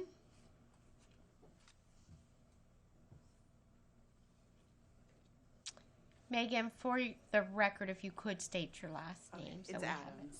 Adams, okay, thank you. So I want to preface what I'm about to say with the fact that I know that the lack of respect for education and the lack of respect for teachers is an American problem. It's not a Newport News problem. It's like full-blown everywhere. I'll also say that I'm heartbroken that our city is now world famous after what happened on January 6th. I have many things I could say, but I really just want to tell you guys the last 2.5 weeks as a parent at Minchville High School. On Tuesday before the shooting, I received a text from a friend of mine in Smithfield at 7 o'clock in the morning about a gun threat at Minchville. I finally got to my phone at 7:15, texted my daughter who was en route to school, and she didn't know what was going on. She then later told me, like, I think it's bogus, whatever. We later then in the day received an email and a robocall from the principal, which was great because last year at the last shooting, we didn't receive anything for a while. So it was nice to get something in 24 hours. But of course, everyone was heightened. My daughter's stressed out. Her friends are stressed out. My friends are stressing me out. Every text thread is stressed out. So the lack of communication coming from the schools is frightening because when you all do not communicate to everyone, everyone is communicating outside of your thread. So that's 1 million parent threads, that's 1 million Facebook pages, that's 1 million kids, that's all the things. The shooting happened on the 6th. Horrible, frightening. I'm grateful that we have removed our youngest child from Newport News Public School System. She's now starting 6th grade in private school. I've got 6 months to go with the senior at Minchville. Sunday night, I get a robocall from Mr. Parker, Dr. Parker, excuse me, stating that we're safe, your school has a safety plan, all the things. Cool, awesome. So many robocalls that we get all the time. I arrive at Minchville on Monday to get my daughter's transcript so that I can resend it to James Madison University because the previous transcript wasn't sealed properly by Minchville High School. So her early admission application was rejected. So, cool. I go in to get it. I've called ahead to get it. I go to the door, been to the store 1 million times. This is the door into the trailers where the main office is. I push the buzzer. There's a sign that I've never seen before on the front of the door that says, please go to the office to sign in. Never seen that before. I had just been there in 2022, so this is new. I push the button. I look in. There's no adult anywhere. There's a child on a bench. He's on a Chromebook. He gets up, walks to the door looking at his Chromebook, opens the door for me, doesn't ask me who I am. I walk in, there's no one there. There's no adult in the hallway. I just go to guidance because, like, nobody's looking. Then there's a child at that desk to greet me. I say, I'm here for my daughter's transcripts. A woman stands up, doesn't look me in the eye, hands him an envelope, doesn't say hello. Then he hands me the envelope. I don't sign out for my daughter's sensitive information because her social security is on there. I walk out the door. I go sit in the bench in front of the office. I sit there for 10 minutes. People come and go. Nobody cares. I have no visitor badge. I'm a random person. I leave. I get up to leave. I look at the boy and I said, do they pay you to be the security guard? And he said, wouldn't that be cool? And as I walk out, about 50 kids walk in, nobody's there looking at them. So we're out in 6 months. I wish y'all the best.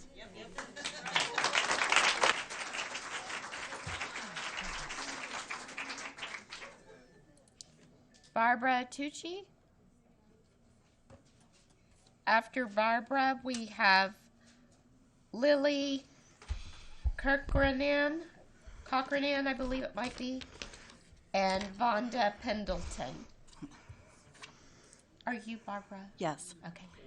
Good evening. My name is Barbara Tucci, and I'm a speech pathologist in my 40th year of employment in Newport News Public Schools. And you don't see that very often. Thank you. I'm glad that my adult sons are no longer in school, but sad when they feel the need to call daily to make sure I'm safely home from school. I'm also tired of the extreme behaviors of some students that impact the learning of others, as well as the safety of their classroom and the school. Students have the right to an education, and teachers want to provide it, and teachers need to be safe. Teachers and staff members are at the breaking point, and they need to know that someone is listening and helping when a student's behavior is out of control. I feel that the Rights and Responsibilities Handbook needs to be revisited, or at the very least, implemented and followed. The maximum number of days that an elementary student receives for an infraction is 3 days. Is that always enough? Rules and consequences were put in place for a reason. Principals and APs have not only to worry about discipline, but attendance data for their school. Which do you want? Discipline being dealt with accordingly, or good attendance? You can't have it both ways. Also, where are the central office supervisors for the schools? Are they offering enough in-school help to these overworked principals and APs who also have meetings, observations, testing, and parents to deal with? Have the central office administrators and school board members been visiting schools since the Rich Neck incident to talk to employees to see how we're doing? Or are you relying on emails for communication? I don't have to tell you that we can't find employees for the schools. What message is NMPS sending to prospective employees when once again our district has made national and international news? Something has to be done, and it has to start from the top down. Please provide the schools and school staff enough resources so we can do the job I know we want to do. Put a priority on students with extreme behaviors. And again, I'm in my 40th year. I want to be able to collect my retirement. I don't want to go out on workman's comp or disability because someone isn't being safe in the schools. Thank you.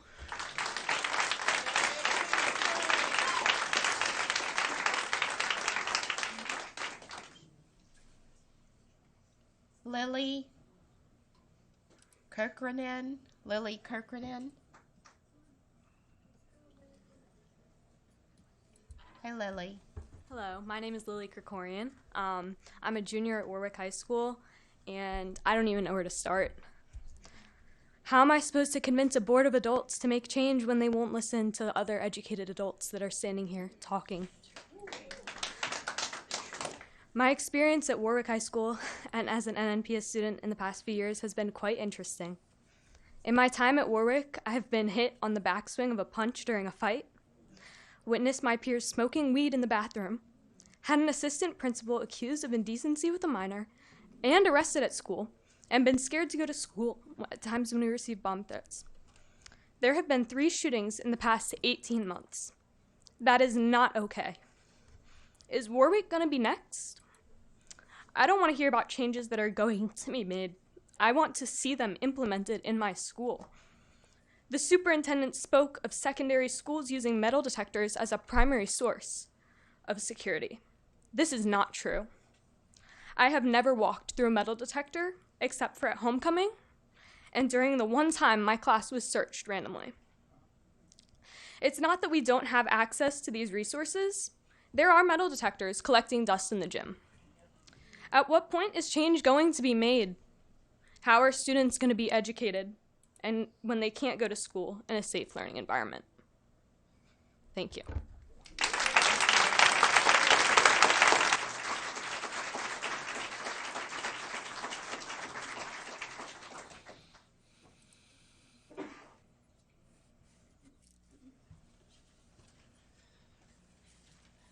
Vonda Pendleton. Hello, thank you. Hello, and thank you for having me. I'm very informal. I've never done any of this before, but my grandson goes to Rich Neck, and my son is out on the water now, so it's up to me and his other to-be half to take care of my grandson. My first concern is the disconnect between the school, myself, and a lot of parents out here that wasn't even notified about the shooting. The daycare just happened to call, and say that they couldn't pick him up because there was a shooting. I still have yet to get any notification of anything, but I was okay to pick him up with my ID. So I know that you have some sort of information to contact me. I know you do. As far as security that is usually at the schools, I do believe I read an article where that particular person was not on site. And I know that there's probably short staffing everywhere, but have you thought about partnering with like the Employment Commission or whatever? You have all these other fields that get funding for placement in different positions like healthcare and all other kind of stuff. Have you thought about partnering with them to add more security? You have money for the clear book bags and for the metal detectors, but do you have the money to pay somebody to maintain the metal detectors? Do you have somebody to actually stand there when it goes off and ask them to go to the side or whatever? Has that been taken into consideration? Also, you have these kids home, and they're not being educated.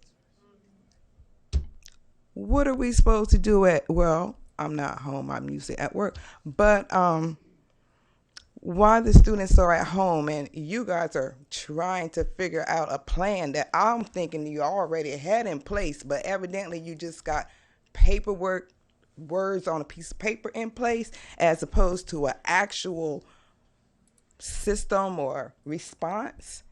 Have you thought about the education of the kids? I'm just at a loss right now, and resources for the parents who, I'm gonna just say, my child care, I may have picked the wrong one, but they're going off of whenever y'all make an announcement to say when the school gonna be open or closed is when they gonna have a staff member to watch the school age kids. And once again, I have to find that out on the news or word of mouth or whatever. So as far as schoolwork, has that been thought about, like sending packets home or online something, or during this time that y'all are thinking and putting stuff together? I don't know. I feel like I'm still gonna leave here not knowing when my grandson gonna go back to school. Everybody's kids going back to school. If my minute's up, I don't know. It just seems like y'all got a whole lot of confusion going on, and it just needs to be straightened out. And it doesn't seem that hard to me. It just doesn't. Thank you. Thank you.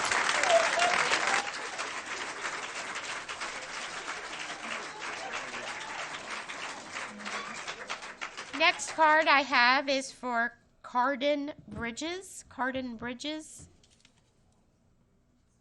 That will bring us to our next 30-minute mark. Carden Bridges.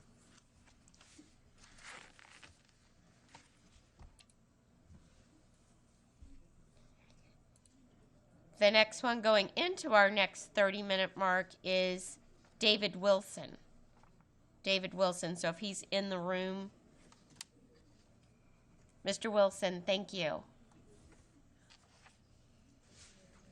Hello, school board members. Just want to let you know that I support you guys. Tonight we're hearing a lot of things. We're hearing a lot of angry parents, teachers. Everybody's looking at you guys as to blame. And sitting here looking at y'all, and it must be hard to take that blame when you know that there's nothing you could have done from your seat to prevent any of that. The problem starts at home. Problem starts with parents. And nobody wants to tell parents that they need to do better. The thing about it is, Newport News City Schools educate over 30,000 students a year. We had 3 incidents involving school shootings. That's 3 students who brought a gun to school and decided to shoot somebody. But guess what it also is? It's another 28,000 that didn't because their parents taught them better. And we need to get back to telling these parents the truth. We need to get back to doing what we really need to do. Tell the truth. Stop caring about votes. The truth. Get back to that. The problem is we can do what everybody wants to do. We can start suspending more kids, sending them home. They showing disciplinary problems, let's send them back home. Okay, so that shooter, that person so you just prevented a school shooting, but you just caused a 7-Eleven shooting. You didn't solve the issue. You shift the issue from one thing to another. Let's put the students in more disciplinary action. Let's send parents to jail. Okay, and then what? These kids still grow up to be criminals and they still create crimes. The problem starts in the house. We need to have a wraparound approach to these problems that we're seeing in our schools. When these kids are getting suspended and sent home for 3 days, 5 days, 10 days, let's get our Newport News City School Board and schools to partner with grassroots organizations for that 3 and 5 days. They can be at home with a counselor, somebody there making sure they're learning something and doing some type of assessment on these kids to see whether their problem will persist. Let's partner with grassroots organizations like we've been trying to get each other to do. Let's bring it together because that's what we need. We need a wraparound approach. A wraparound approach. It's all a big problem. We got a problem in the home. We got a problem with students. We got a problem with teachers. They feel we got a problem with school board. I called Dr. Best the day of the shooting, probably about 5 minutes after I heard it. You know where she was at? Right there. David, I'm in the middle of it. Trying to figure out a way to do something about this because I know what y'all going through. Y'all know y'all going to take the blame for this. And y'all know that these problems start at home. I got a 6 and a 7-year-old at home right now. They would never bring a gun to school. You know why? Because daddy will beat their tail. They don't even think like that. But you got kids out here apparently not being taught that. Or they ain't got nobody to beat their tail. Thank you.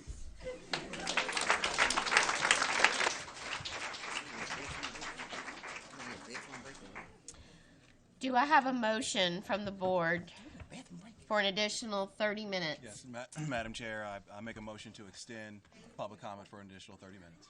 Second. Well, I've got a motion and a second. Any discussion?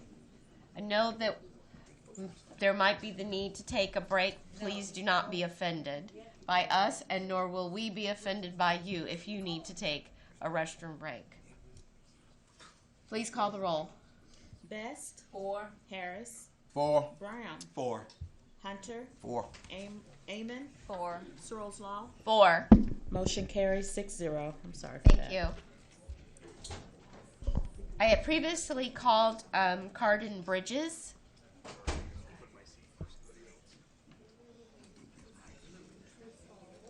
Ms. Bridges? So it's Carolyn Bridges. Carolyn. Okay. Yes, madam. I would like to start off by saying I have been a Newport News teacher for 6 months. So this is my first time ever being in this district, ever being in Virginia. And I wanted to say, a lot of people have already said it, that the teachers are not heard. I wanted to give a specific example. My first time being in an active lockdown was here, had never been in one.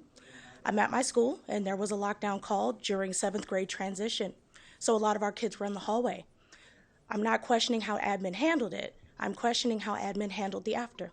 We got called in to have a staff meeting, and all we keep hearing is how well everything went. And I'm sitting here like, ma'am, I was in that hallway with my kids screaming and yelling and not knowing what happened to half my students. Out of my normally 26 students, 6 made it into my room. So I sat there and I'm listening to these people keep telling me, but it went great, but it went fine. And I'm looking like, for somebody that's never, ever been in one, this was not great. This was not fine. My kids were scared. I was scared. I went home and I cried for 2 hours and I had to call my family. I actually worked overseas in China. I was during COVID. I was displaced and I ended up here and I wasn't as scared as I was in that moment. And my admin didn't listen to us as our kids screamed in the hallway, as we had to lock our doors regardless of who was in the room. Thank you for your time.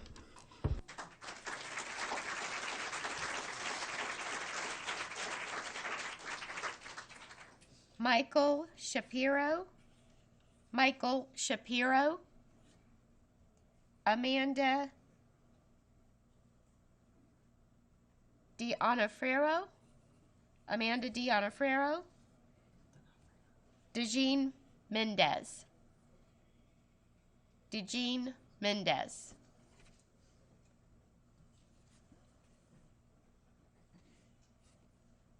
If anyone is counting, we're on 44. This will end 44, and we're at 49.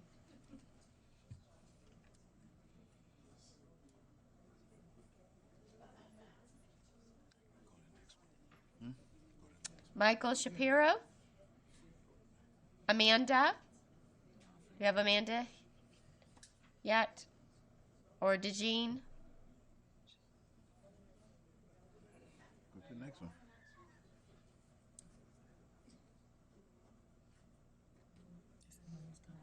Okay, I'm going to go to the next set of 3. Courtney Hand, Tamra Wills. Are you Courtney? I am. Thank you.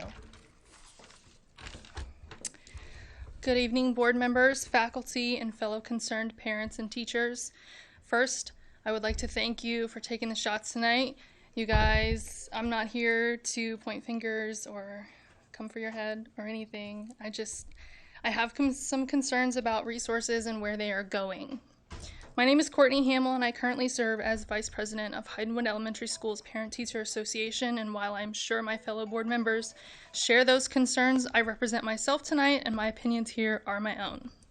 More often these days, we are seeing reports of violence in our schools, a fact I know you're intimately aware of this evening.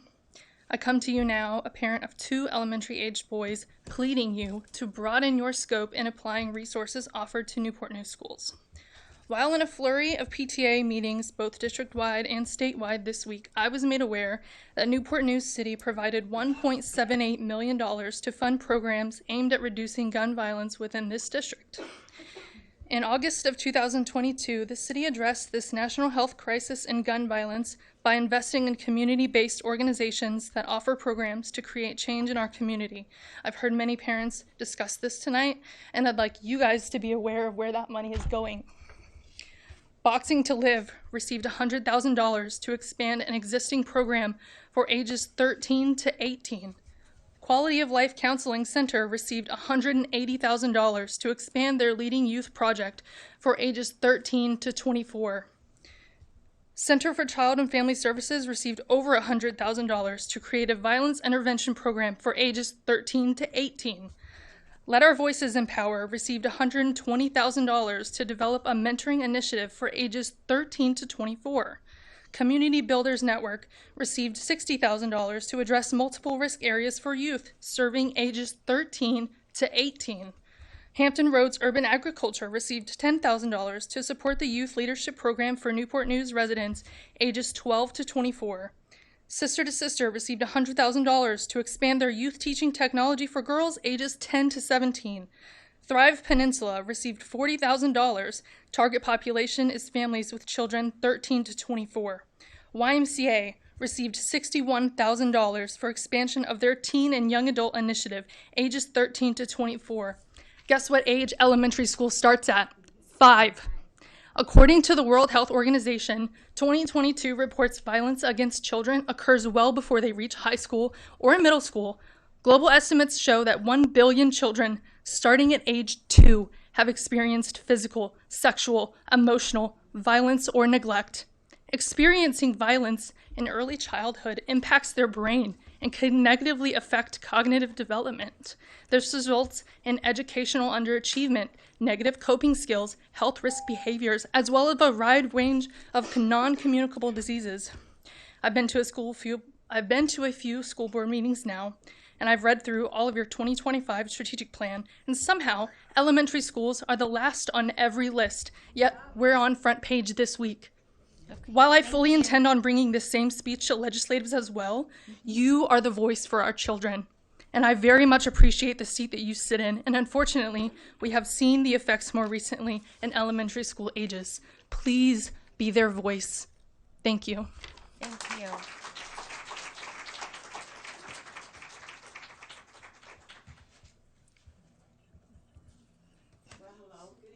Hello. I had to take my time to come up here, but listening to parents and the people who are speaking, I was forced to come up here. I'm a nonprofit organization called Bridging the Gap Youth Program. You all need to start bridging the gap. There are gaps in so many different things, and you all are hearing everyone speak about it. You have grassroots nonprofit organizations that have been here to do the work. But what I can say is, it seems like we're blocked out a lot of times, you all. Like, we're not invited in. Parents, to me, are not being encouraged to get back into the schools. I have a 4th grade program called BTG Classroom Connection. It's based in Paramount, California. You know why? Because they're more open for things. Their SOL, they don't have it anymore. Their parents got together and got rid of it. Because if you're going to just base things on SOLs, this still goes along with systems. Our children are way more important than systems. School system. Sit down and get to the core and the heart of how you can really help our young people. I've sat down and been in front of many and expressed about music and all the different things that are impacting our youth. You have people who are willing to be a part of your after-school programs. You have people who are willing to come in and do tutoring. But you all have to be more open and willing and inviting to the people who want to help you to make change. Again, you all need to start bridging the gap. And that's all I want to share. You all have a beautiful, blessed day. Your name again? My name is Tamara Wills. Tamara Wills. The name of our organization is Bridging the Gap Youth Program. Thank you. Thank you. Is Michael Shapiro? Are you Michael? I am. All right. Thank you. I'm Michael Shapiro. I'm a resident of Newport News. I put 5 children through the Newport News school system, all in the public school system. That was because I wanted my children to get a public school education, not an elitist private school education. We've had multiple incidents on Newport News School in the past 18 months, and you know that, and you've heard it from all of us, and of course, y'all are very aware of it. Leadership starts at the top in any organization. And tonight, y'all have shown leadership by extending this time for the people to talk so that the people who are watching and listening can hear us speak and not shoving us to the end when everybody's already tuned out and is going to bed and putting their kids to bed. That's great. But it's become apparent that not only isn't this group listening, but the administration is not listening. They're not listening to the teachers and supporting them, and they're not listening to the parents' concerns and supporting them. And the parents and the teachers have valid concerns. None of these people who have spoken are up here doing it because they're trying to railroad y'all. They're here speaking because they're scared. They're hurting. They're getting beat. They're getting kicked. They're getting threatened. And they're getting ignored. Superintendent, in spite of multiple increasingly violent incidents within our schools, which include fights, students and attacking and threatening teachers, not just this recent incident, chose to go down the path of making sure that the schools were trained on how to react when there's an incident. What about how to react to prevent an incident? Several people have mentioned that there are metal detectors already in our closets collecting rust and dust. Those could have come out after the first or second incident, and they're not out yet. Yeah, they're not the most modern. Yeah, they're not 100% right. Yeah, we might need somebody to stand by them and watch them, but we have some. Let's use them.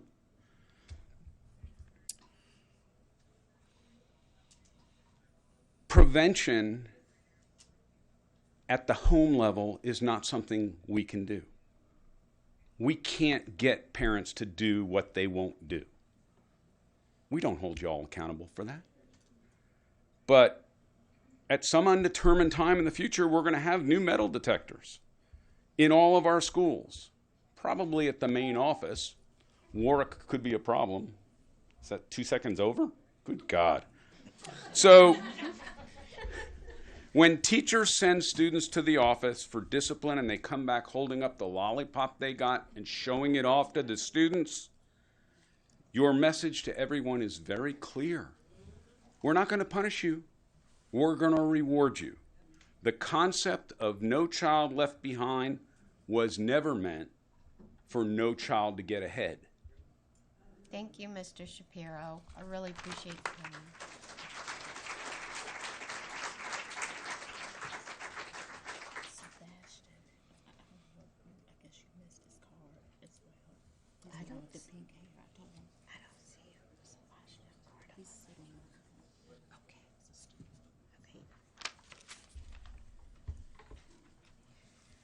I previously called Amanda D'Onofrio. D'Onofrio. Yes, Thank you Amanda very much. D'Onofrio. Thank you for coming.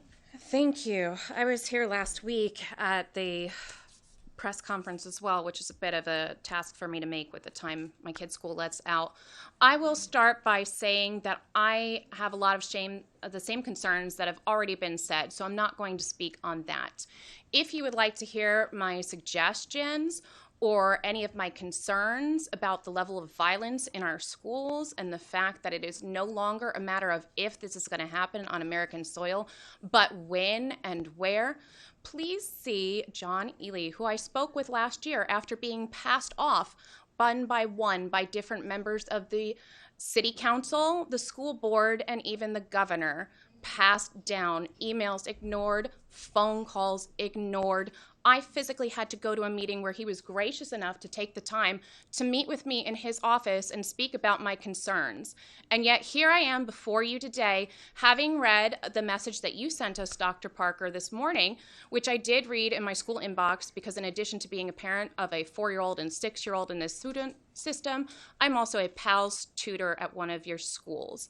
And that message to me provided me with information that said little to nothing is being done for the students at our elementary schools. I read some of what would happen at our middle schools, and I read some of what will happen at our high schools. I read not a single word of what would happen at a preschool or an elementary school, where our students are the most innocent and where they are the most vulnerable, where I have a 4-year-old and 6-year-old who cannot effectively hide. I love them to bits and pieces, but when you have children who think you can't see them when they're under a blanket, how are they going to be able to survive these situations? I should not be a mother in this situation. When a shooting occurred when I was in high school in 1999, we are still going through these paces. People are saying again and again, 3 shootings, 3 shootings. It's not 3 shootings. I am a military wife. I have lived around this country.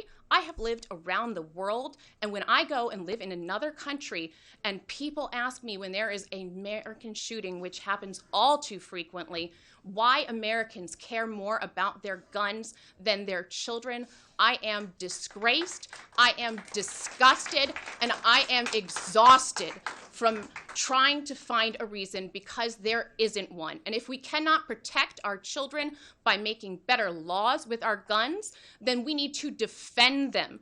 That comes both with metal detectors and security, but it also comes in giving some confidence back to our students. We have come from a generation where I was taught by my Italian uncles and my Irish grandfather and my Irish father how to defend myself, and I did. And when a bully picked on me, I took those lessons to heart and I put him out of my field. And he wasn't a bully anymore. I will say, thank you. This needs to be dealt with because if we have the money to be replacing smart boards that aren't misworking throughout our township, we have the money to do better for our students. And I will thank you when I feel that you can adequately protect my children. Thank you.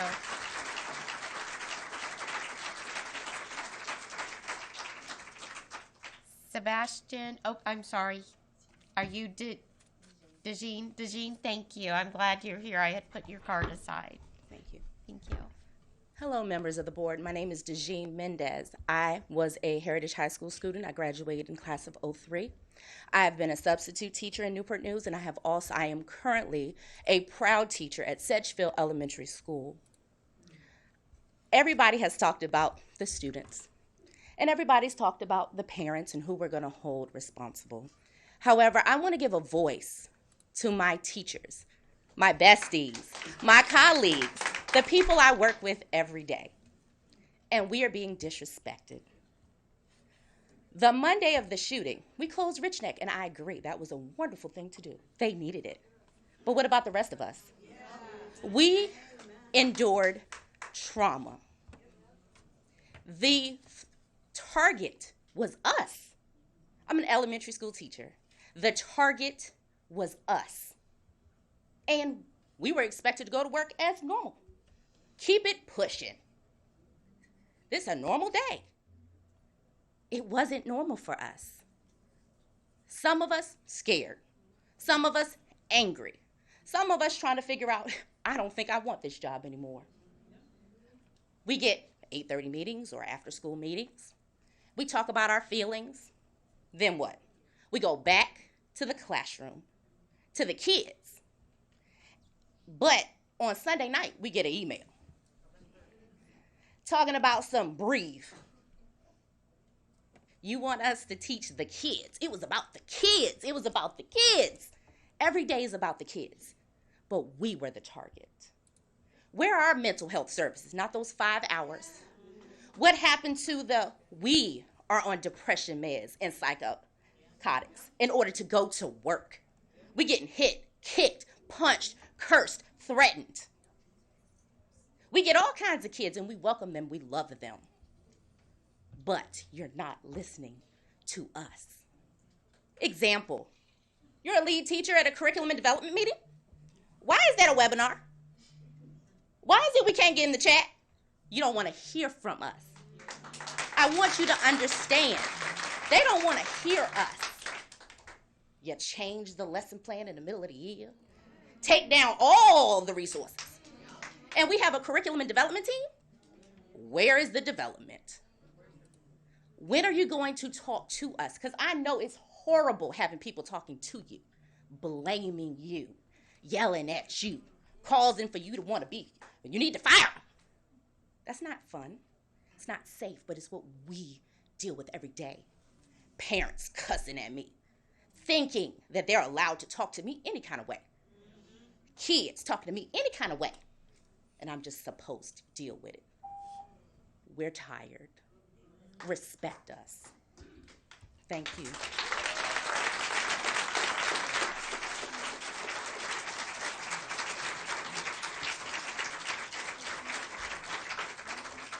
Next, I have Sebastian Arknich.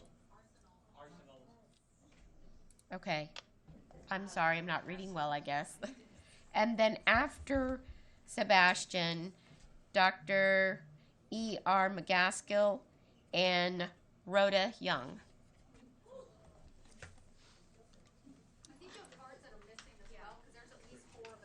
Over here too. I do have 3 more. There's at least 7 more people who need to speak that their cards were turned in to either a security officer or someone else and they were never turned in. Okay, we'll need to try to, if we can, try to locate those. Any cards that are potentially in the building by security guards or admin, if we could get those brought to the front, we'd appreciate that. Okay, Sebastian. Hello, my name is Sebastian Arsenal, and I'm a sophomore at Menchville High School. I'm here today addressing my safety in my own school, and I hope that this will not fall on deaf ears, so please listen while I, a student, am speaking to you, the school board.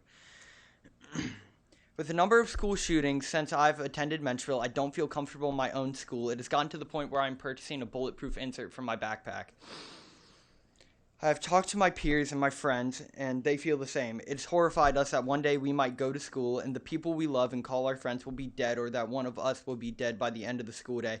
I cannot express how mad I am in words that nothing has been done. that nothing was being done until you as NNPS started to be pressed and berated by people like me in the media. It has been stated that metal detectors will be used during school hours, and I've never once been screened or had to walk through a metal detector, nor have any of my peers. The metal detectors still stand in the restroom gathering dust, preventing nothing. It's such a simple task to set them up, even if it's tedious, as 5 minutes of setting up that metal detector could save lives. I know that they are now being implemented, but that does not negate the fact that they were not previously used when the rise in gun violence started. It really says something that students are feeling this way, and the fact that any student feels this way in a place that should be safe is absolutely unacceptable. I'm appalled that NNPS has taken the tardy policy more serious than student safety. Get your priorities straight. The cycle of violence will not stop unless you as NNPS and schools worldwide take action against the senseless violence that has been seen all throughout the USA. And to Dr. Parker, keep reevaluating your... I apologize. Keep on reevaluating your procedures and protocols, and there will be more blood on your hands. I might be too young for the people to vote for the people who represent the NNPS school system, but I think I can speak on behalf of the students that we are fed up with your lies and deceit. It's time for you to actually do something. This board has become a joke, but no one's laughing. That's all I have to say. You will also hear from my mother when her card is called.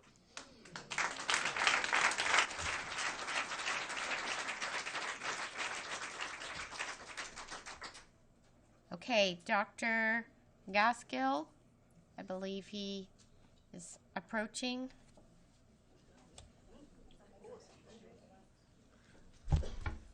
Good evening. Distinguished Superintendent, distinguished school board, and support. I'm going to paraphrase a very popular quote that those of us who know the perfect one said. I'm going to paraphrase it. What profited a school system that increases graduation and yet graduates menaces to society?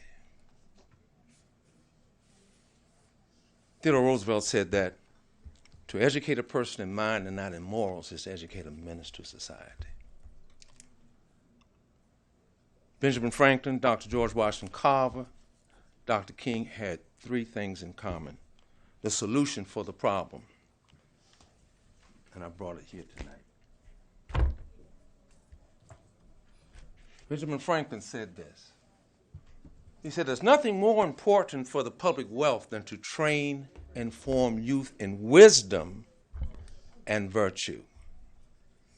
Dr. Carver had 8 cardinal virtues that he integrated into his science lessons.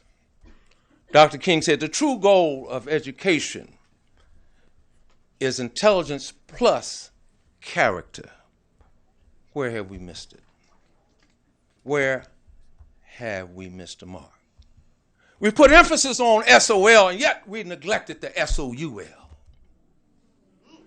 And therefore, we have young hoods and criminals in the first grade. How come? Because the primary educator has miseducated our children. Primary educator is the parent. I'm a parent educator for juvenile and domestic relations courts, and unfortunately it's when couples are going through divorce, separation, and disputes, and believe me, children are caught in the middle. They come to school mad because mom and daddy are at each other's throats. We're trying to teach the SOL where they are suffering from, I heard one young, ACEs, adverse childhood experiences, before the first grade. Before the first grade, our children are traumatized. Their cerebral cortex is in atrophy, therefore they're not able to concentrate and focus on SOLs. Johnny not only cannot read and write, he cannot tell right from wrong. So we are in a challenging situation. 20 years ago, I presented the Virtues Project to Newport News Public Schools. Unfortunately, there was a misconception that virtues was a religious word. That when you have people like Benjamin Franklin, Dr. David Starr Jordan, Charles, founder of Stanford University, says that wisdom is knowing what to do next. Skill is knowing how to do it. Virtue is doing it. 3 solutions I want to offer you.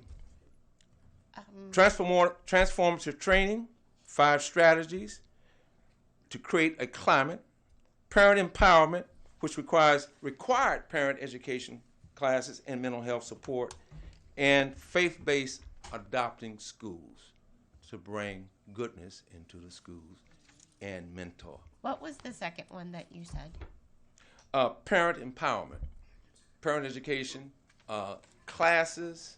The first sign of trouble, a parent needs to be required to take a parent education class before that child can come back to school. They need to be required. And then faith-based, Norfolk Public Schools has an initiative. They're proactive. They're bringing in faith-based initiatives. Ms. Cheryl's Law, right? Mr. Wright has it. Thank you. Thank you.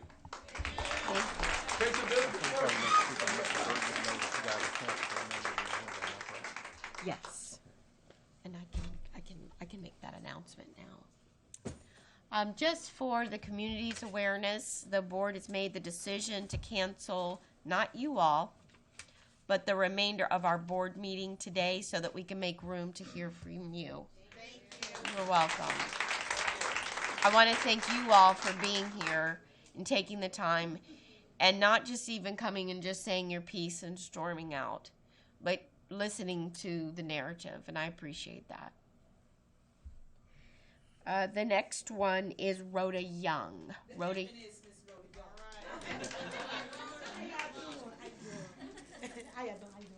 Okay. Good afternoon to each and every last one of you. I am the #1 news reporter in Hampton Roads for the Rucker. It's sad to me that we all have to be here today, but I'm glad that we are able to be here in your presence. But the saddest part of this whole situation is the wrong people are in the house. We all are on the same page. We're angry at each other, but we should not be. It ain't not bad kids. The kids that's messed up in the school system, their parents are not here. And it's sad to me that it is so. You know, everybody else, they got A on the row, C, maybe a D. But the parents with the kids that's getting the E's and shooting at people are not here. They should be required to be here. Why are they not here? I'm going to take it. We got to understand things from a different walk of life. I come from a different walk of life, and I'm proud of it. With me being raised in the projects gave me the experience that I can speak on now. So ain't nobody going to take it personal. When the project got out of control, you know what the project did? They started kicking the mamas out. And when they started telling the mother, and I was doing those times, and they started telling the mama, your child get in a fight, your child shoot somebody, you're out of here. They held the parents responsible for their children's actions. And the reason the kids are bad as heck is because no one is holding the parents responsible for their children's actions. Their kids come to school and act up, the parents need to go to court. We're not going to waste our time or our resources on your bad child because you allowing your child to run your house, but your child will not run our school. And if we got to deal with your child, then you're going to deal with the system. Suspending someone kid, put them in institute suspension is making angry kids. We will have another school shooting. So you can put them out of school, they'll stand on the corner with a gun and shoot at the students as they come home. Address the parents. Address each parent. If I suspend your child more than once, I'm taking you to court. And that need to be in paperwork, it need to be documented, and need to be implemented. I guarantee you, if you buckle down on these parents and start putting charges on them, they'll put their foot on their kids' neck and get their kids to act right. And I'm serious. Tough love. If you can't get your child to act right, then we'll get you to act right. Then make your child act right. Simple as that. Ain't too much to it but to do it. I'm Rhoda Young Live.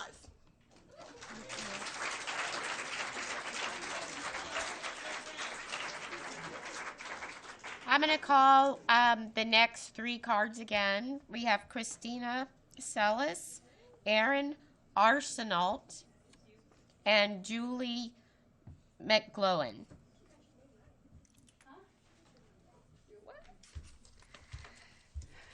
All right. I don't even know where to start anymore. My name's Christina Celis. I have been a teacher for 22 years, and 8 of those years have been in Newport News as a dual language immersion teacher, first at Saunders and then now at Gildersleeve, where I am extremely happy. I wrote this. This is an email I wrote to my principal when I was in Saunders. I was first grade lead. March 30th. We are concerned about the lack of consequences for the students who misbehave. This was 5 years ago. We are filling out SIS forms and Google forms concerning children who engage in actions where serious physical aggression occurs, hitting, kicking, punching, hitting with an object, scratching, etc., but rarely anything happens. These children are removed from the classroom for a short time and then are returned to continue in these actions the same day. If a child does something especially aggressive, they have been suspended. But when they come back after a day or two, they continue the same antagonistic behavior. 2, we are calling down to the office, but there's not always someone who can attend to these children. 3, we call parents who don't pick up the phone or are in denial to the actual situation of their children. 4, we give positive dojo points, conference with the children, give them prizes when they make good choices, but this is not working for the more challenging students. 5, we send them to other classrooms so that they can take time to regroup. Some of these children have been permanently moved to other classrooms so that they can victimize and torment new children and teachers. I've had up to 4 children in my classroom. One time, one of them was chasing another with a scissor trying to cut their t-shirt, and another one was flicking pencils. And I've had to sacrifice my students to attend to those children. One of our solutions was to have them, this is something that, I don't know, it's ridiculous, but one of our solutions was to have them walk a few laps so that they could reflect on what they have done and could move while they did it. We did not want them to just sit in a timeout. We cannot do this anymore. We were told we couldn't do that anymore. It was too punitive. We seem to be running out of options, but no new strategies are being offered. About 3 weeks after I wrote that email, this wasn't the only email. I wrote many, many emails as a first grade lead that year, trying to shield my team. A few weeks later, I was taken out of my leadership position without any notice. She called me into the office and said, "You're no longer lead." I'm like, what? Not even a room for getting better or anything. It's because I spoke too much. I put cracks in the facade. And I think from Cindy, we heard it from all these girls. They grew up with my daughter. I've known them since they were little kids. I've taught your daughters. I've taught your sons.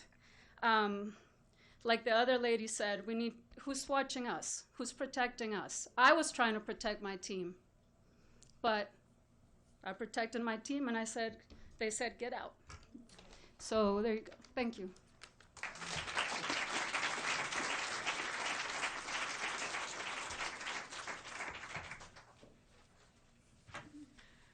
My name is Erin Arsenal.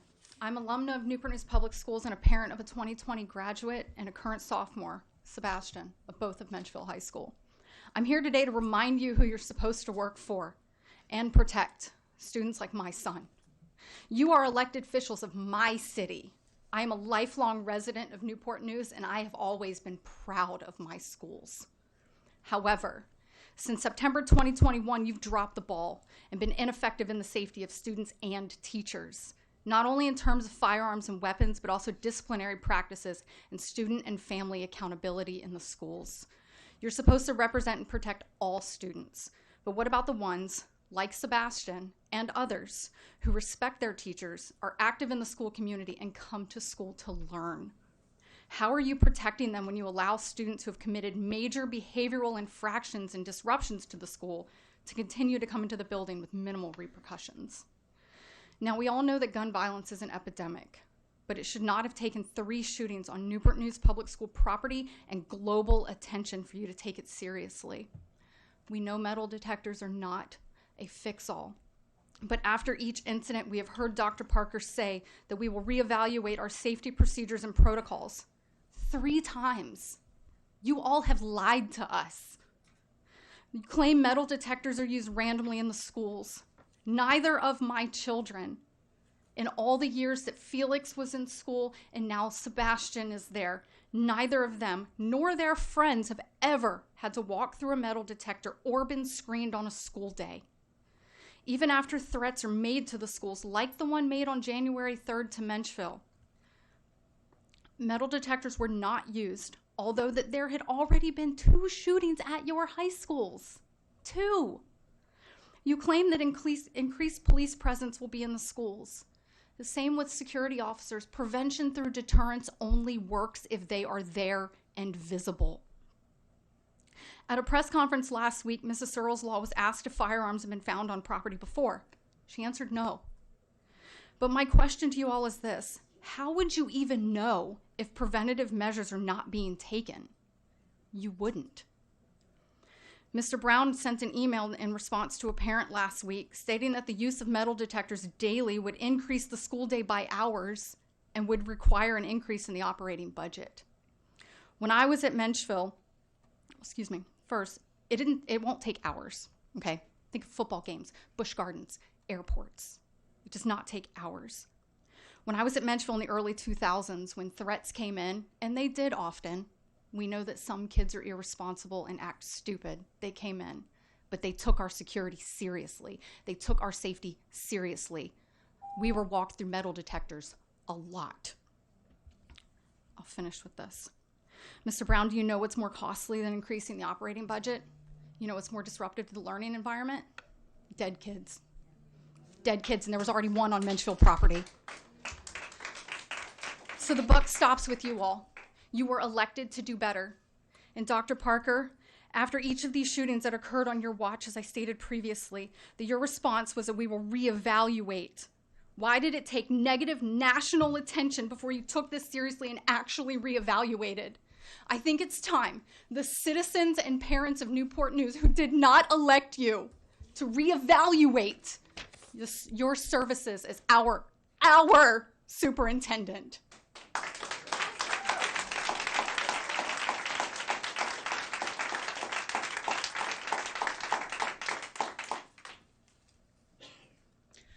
Good evening. My name is Julianne McGlawn Mars, and I am a retired Newport News Public School elementary school assistant principal.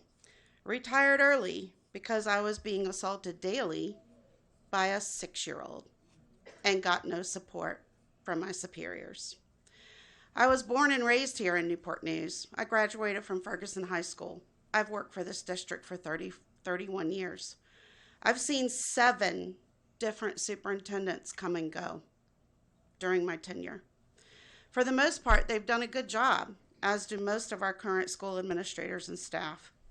But I have never seen our school system in the state that it is in today. I grappled with how to approach my statement tonight because I'm experiencing so many emotions, the most prominent of which is anger. I am angry that one or both building administrators at Rich Neck did not handle this situation according to safety protocol. I am angry that their executive director had 2 inexperienced or incompetent administrators in one building, one of which had many complaints previously filed from another school, but she was just moved. I am angry that somehow we have gotten to a place where it has become acceptable for teachers and elementary APs like me to be abused, both verbally and physically, while requests for help fall on deaf ears. But most of all, I am angry that since Dr. Parker's time in our school system, we have watched student discipline, school safety, and staff morale erode at an alarming rate. When I retired in December of 2019, Dr. Parker had visited my school 0 times, even though he had been our superintendent for 18 months. 18 months, and he never once walked in our building. This was Epps Elementary, or whatever y'all call it these days. How can a superintendent know how to guide a district when he's not even visible and regularly in the buildings? I will close my remarks with some common sense suggestions. 1, There must be changes in leadership starting at the top, now. Teachers are demanding it and crying out for it, and a leadership void would be better than this.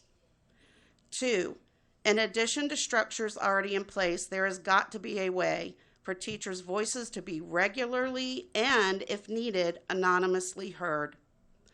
3, the fear of discipline numbers being reported to the state and therefore affecting accreditation has got to become less important than student and teacher safety.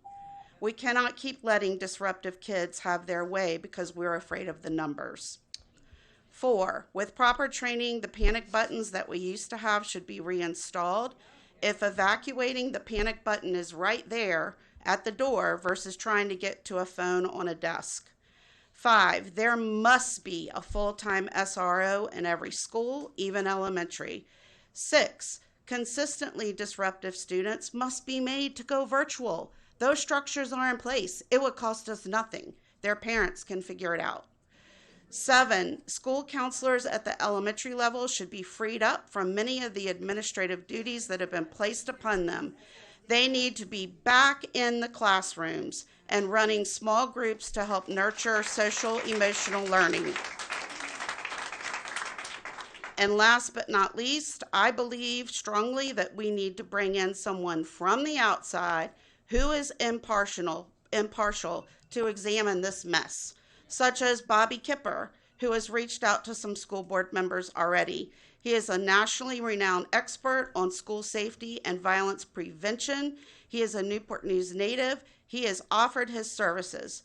An examination and resulting suggestions from the outside in could be just what we need to get the school district back on track and keep our students and teachers safe. Thank you. Thank you.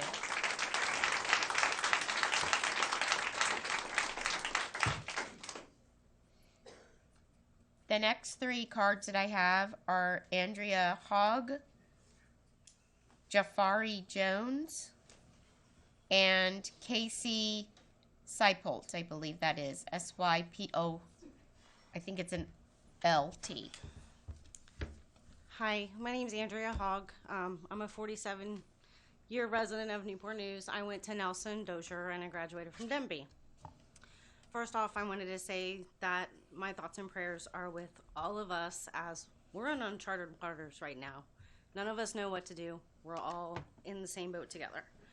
As a parent of a 2012 graduate of Woodside and an 8th grade student, I can honestly say the school system has changed drastically, and it's very, very disappointing. Metal detectors are a great idea, but do we have the manpower for someone to watch these metal detectors? We already have a teacher shortage and a bus driver shortage, so who's going to watch the metal detectors? Are cameras permitted in classrooms, offices, hallways? Because it's always he said, she said. For instance, my daughter is bullied at school every single day. I have done 2 years of bullying. Nothing has been done. My daughter finally took actions of her own and assaulted her. My daughter received suspension. My daughter told me about her suspension. She was allowed to stay at school all day long. I received a phone call from the principal at 8 p.m. that night to tell me my daughter had been suspended. What happened to the bully? Absolutely nothing. And you know what? To this day, right now, she's still being bullied. On Friday, January 13th, her bus was pulled over because they had received threats on the bus. So changing the schools is great, but we also need to consider our bus drivers as well. As far as parents, as a parent, we need to teach our children respect. That's where it starts. Teachers are there to help them, not hurt them. Teachers need to feel safe going to work. They need to know that they have the support of the parents, their faculty staff, their administration, everyone. I have an instance as a nurse at a Newport News public school had a disruptive child in the clinic. She called the office 3 times before someone answered. She asked for security. Security returned the phone call 5 minutes later and said, "What is it that you need?" What could have happened in that amount of time for them to respond. It shouldn't have been a what do you need. They should have gone. These schools should go and check on these teachers throughout the day. Pop your head in the class and say, are you okay? Are your students okay? Is there anything that we can do? Students need reassurance that they're safe in our schools. Harsher consequences for their actions. ISS is a joke. They play video games and they're on their phones. And last but not least, there needs to be teacher resources. And while I was sitting here talking to you, my daughter texted me and said, please let them know a child should never have to go to school and fear that they will never make it home that night. Thank you for listening.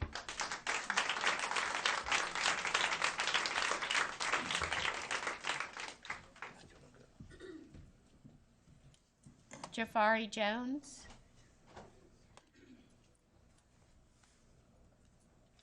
Check, check. Peace and blessings, everybody. My name is Jafari Jones. I am president of BLM 757. I began my activist journey 7 years ago, and as you, Mr. Brown, you know why. First, I'd like to thank the brave teachers and staff and offer my thoughts and prayers to the students in the class, and prayers to even the 6-year-old with the undeveloped mind who sought to do this. There's no reason one of the parents had to be afraid to speak out about this. Her daughter was in the class. She's sitting behind me tonight. She's showing her face now. I would like to talk to Mr. Brown, Mr. Harris, Dr. Best, Ms. Sewell's Law, Dr. Parker, Mr. Hunter, I don't know where he went, Ms. Almond and Ms. Spratley. Dr. Parker, please get a PR person. Your lesson in gun violence upset the hearts of many. We are asking for your resignation. And again, I began my my activist journey. I've been an activist now for 7 years because my 14-year-old cousin committed suicide due to bullying. And that was the first national incident here in Newport News. Mr. Brown, you were there. You completely disrespected my family the day of the visual, and we asked you then, and we chilled, but we're now asking for your resignation again. It's been 7 years come April 16th of this year, and clearly nothing has been done. That's personal. Do you need additional assistance, such as something like a paralegal? Parents need swift responses, so if y'all need more resources, y'all need to reach out. 3 school shootings within 18 months. Uvalde has reached out to us because we have failed on the national scale, as did they. Thank God we had no fatalities, no deja vu. My 14-year-old cousin was bullied relentlessly at these schools to the point that she couldn't take it no more. April 16th, she couldn't even take a few more weeks. So it scared me when his parents said, there's only 6 more months. My cousin didn't feel like she could make it from April to June. Bullying is now a law because of my cousin. Are parents and students aware that the governor in 2017 passed a law that all parents, and y'all can hear this, must be notified of all instances of bullying? This is a law. And if it's not known, it needs to be known. It starts at home and putting the unity back in the community. These teachers need resources. I found out because I have many teacher friends that they have to come out their own pocket for different lesson plans and things of that nature. Parent resources to be able to help. Please reach out to advocacy groups, law enforcement, parent coalitions, similar to the Police Citizens Academy headed up by Chief Drew. He came out to our visual on Sunday.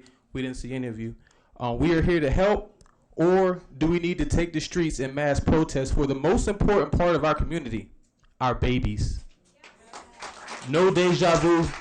No deja vu means we don't want deja vu of what happened to my cousin committing suicide. We don't want deja vu of the 3 shootings that's already happened. You've been here 7 years. You need to go. And by the voice of everybody else, Mr. Parker, you need to step as well.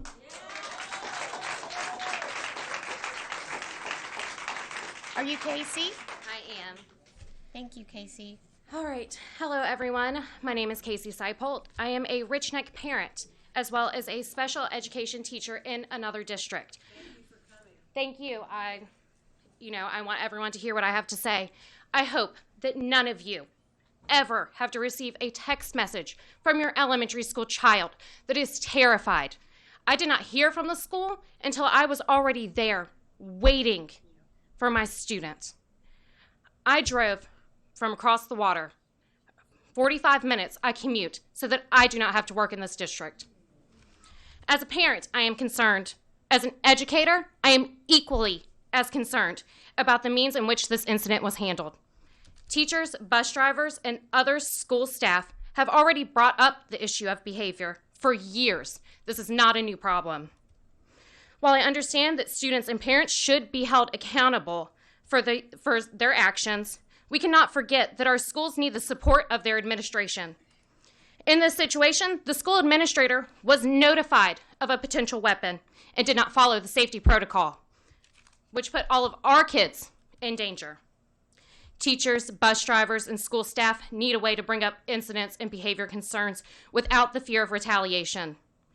These school staff members work directly with our kids every day, and their concerns should be taken seriously.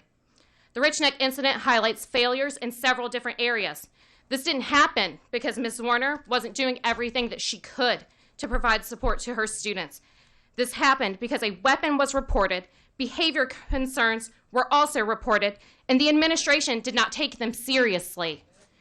I would also like to say I have already reached out to you, Superintendent, in the past about incidents and concerns about your special education department.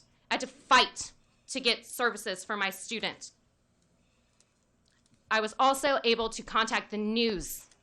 I was able to put myself on the news, and I still have not received a response from you from last week. I also think it's important, as a Rich Neck parent, I've received no updates.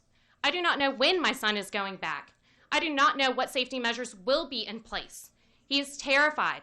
I'm taking off of work, my husband's taking off of work, and I am one of the lucky families here to have family nearby to help take care of my kid, because everyone failed this teacher.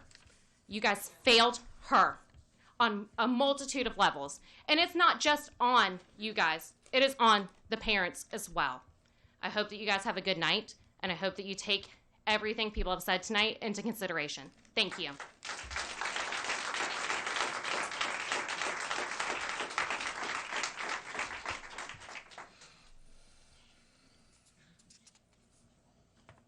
We are again at the 30-minute mark. Do I have a motion to continue for another 30 minutes? Madam Chair, make a motion to extend comment period for additional 30 minutes. Second. Any questions? Please call the roll. Best. 4. Harris. 4. Brown. 4. Hunter. 4. Anderson. 4. Searles Law. 4. Motion carries 6-0. Thank you. At this time, I do want to thank you all for your decorum during this very tense and frustrating time for all of us. And I do really appreciate your decorum as we listen and we're making notes, and I know that you are making notes.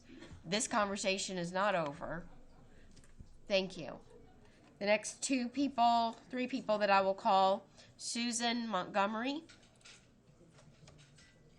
Christopher Bowden,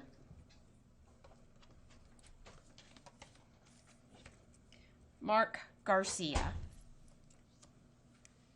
Thank you. Susan Montgomery. Hi. Hi. Thank you very much. Thank you for allowing me this opportunity to speak. I'm a teacher. I've been in your school system 17 years, and I needed this. We all needed this. We needed it on January the 9th. We needed it on after the Heritage incident. We needed it after the Menchville incident. We needed it after COVID, during COVID, and before COVID. The emails that I'm receiving, they're not helping me. The email telling me that staff and student safety remains a priority are only words to me. And I need actions. Dr. Parker, excuse me, you said that the tragedy at Rich Neck was unprecedented and it was because of the age of that young man. But what was not unprecedented was the behavior. We experience that, me, all the rest of these teachers, on a daily basis, that type of behavior. Unruly behavior is the problem. And giving a behavior contract, that's not going to change anything. These students need to be removed from the class. Well, no wonder I can't see what I wrote. I don't have my glasses on. Sorry. They need to be taught virtually, either through the academy or at their home school, where we set up rooms called a virtual learning lab. And we have supervisors in those rooms that allow them to join into their own classroom. When COVID hit, Amy Jones was our supervisor in health and physical education. She bought us cameras. And that camera we use to teach our students. And it was successful. My daughter goes to Peninsula Catholic. I'll tell you about that in a minute. They used the same cameras. That's where I got the idea from, and took it to her. And she said, yes, I will buy these for you because it will help our students learn. Those students, teachers, we're not trained to deal with that kind of behavior. We're trained to teach. So these students need to meet with counselors and psychologists before they are allowed to come back into that classroom. I got to say this because this is important. In our district, you all have a great example. Achievable Dream Elementary School, middle school, and high school. That school is a fantastic learning environment. One of the great things they do is teach respect for self, respect for adult leaders, and respect for core human values. This needs to be taught elementary through high school in our system. And lastly, for change to happen, you must give teachers a seat at the table. Anytime there are decisions that impact learning and classroom environment, we should be there. I've taught 38 years. I've been teaching 38 years. I know I don't look like it, but I love what I do. And part of the reason I haven't retired is so I can pay for my daughter to go to private school, because I don't want her in the public school. Thank you so much.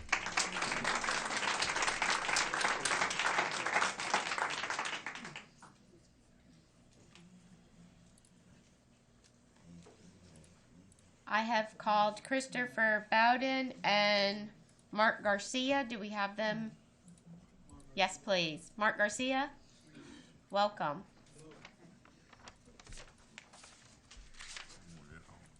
Good evening. Good evening.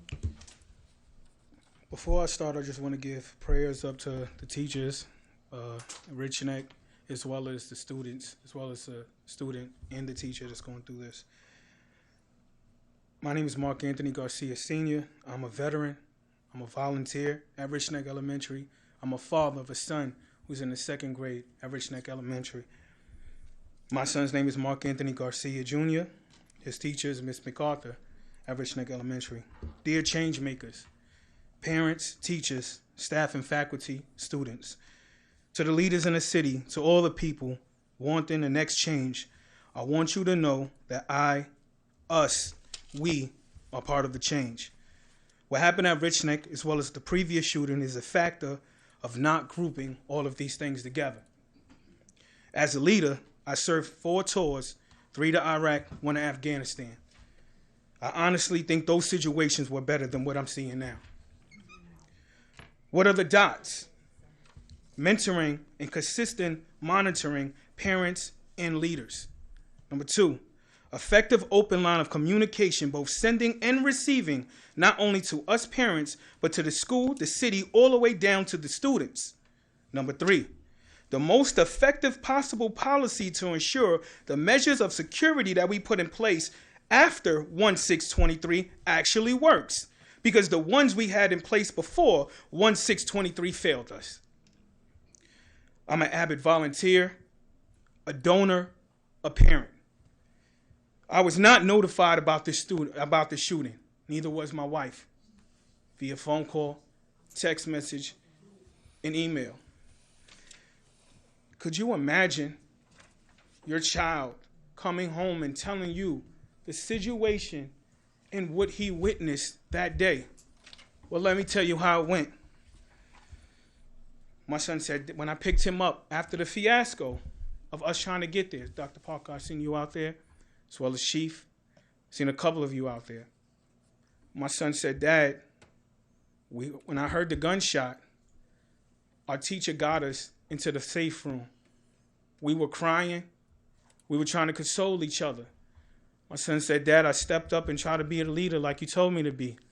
We were all crying, but I told him if we be quiet, maybe we won't be next. Could you imagine your 8-year-old child having to tell you something like that? And I said, son, you're brave, your teacher's brave, your student's brave, Rich Neck Elementary student, staff, and faculty is brave. We're raising leaders here, but we want our leaders to know that we have our community as a whole to help us. But let me tell you what I'm trying to do. I'm trying to connect what has happened here into a group of things that we can push forward.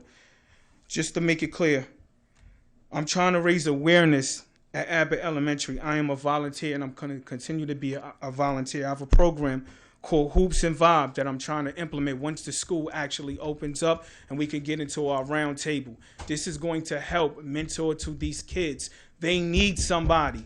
I am that somebody. I've been that somebody. I've been doing the RISE program in Hampton, and as well as I've been doing it here in volunteering, but I can't do it without anybody contacting us. Our administrators failed us. We understand that. Our city has failed us because the policy has failed us. We don't want that to happen again. Thank you for my time. My name is Mark Anthony.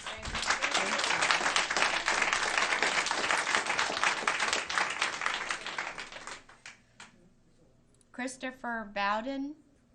Christopher Bowden. Okay. Desiree Yvette.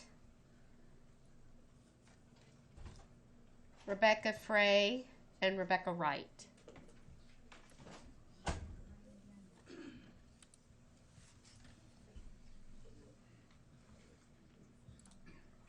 you Rebecca Frey and Rebecca Wright? Yes, ma'am. Okay, thank you. Good evening. My name is Rebecca Fry, along with my roommate Rebecca Wright. We're both student teachers at elementary schools here in Newport News. As student teachers in your district, we want to feel safe in your schools. Unfortunately, we do not. Our student teaching internship is supposed to be a time of excitement, happiness, joy, and passion. Our MAT program is well known throughout the community, the state, and even the nation. All of us student teachers are choosing this profession because we want to make an impact on the children in our community.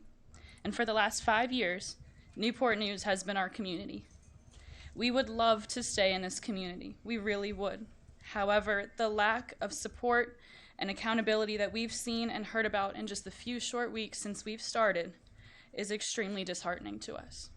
In an ideal world, student teachers remain in the district they complete their internship. Without real, intentional, systematic change, there will be no retention of your student teachers. We will move to districts who will support us, address our concerns, and will not fail us the way you failed one of your teachers. Thank you for your time. Your job as elected board members is to listen to your community. After over 40 members have spoken, I expect you to listen. Thank you. Thank you.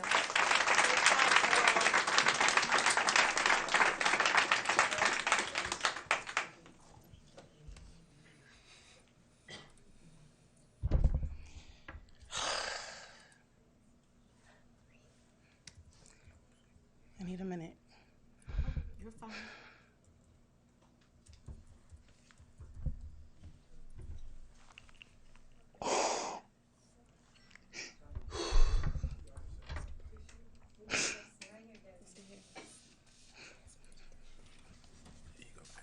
My name is Desiree Yvette.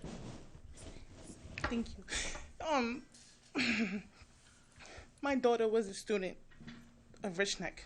She was in that classroom.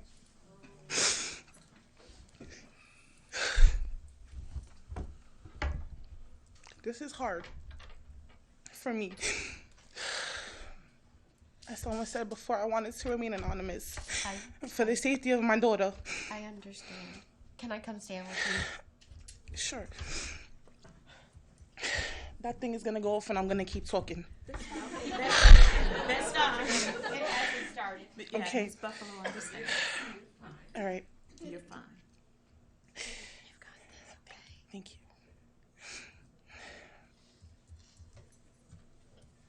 I want to let you know. I want y'all to see my face. I'm not done. And I'm not stopping. But I want you to hear.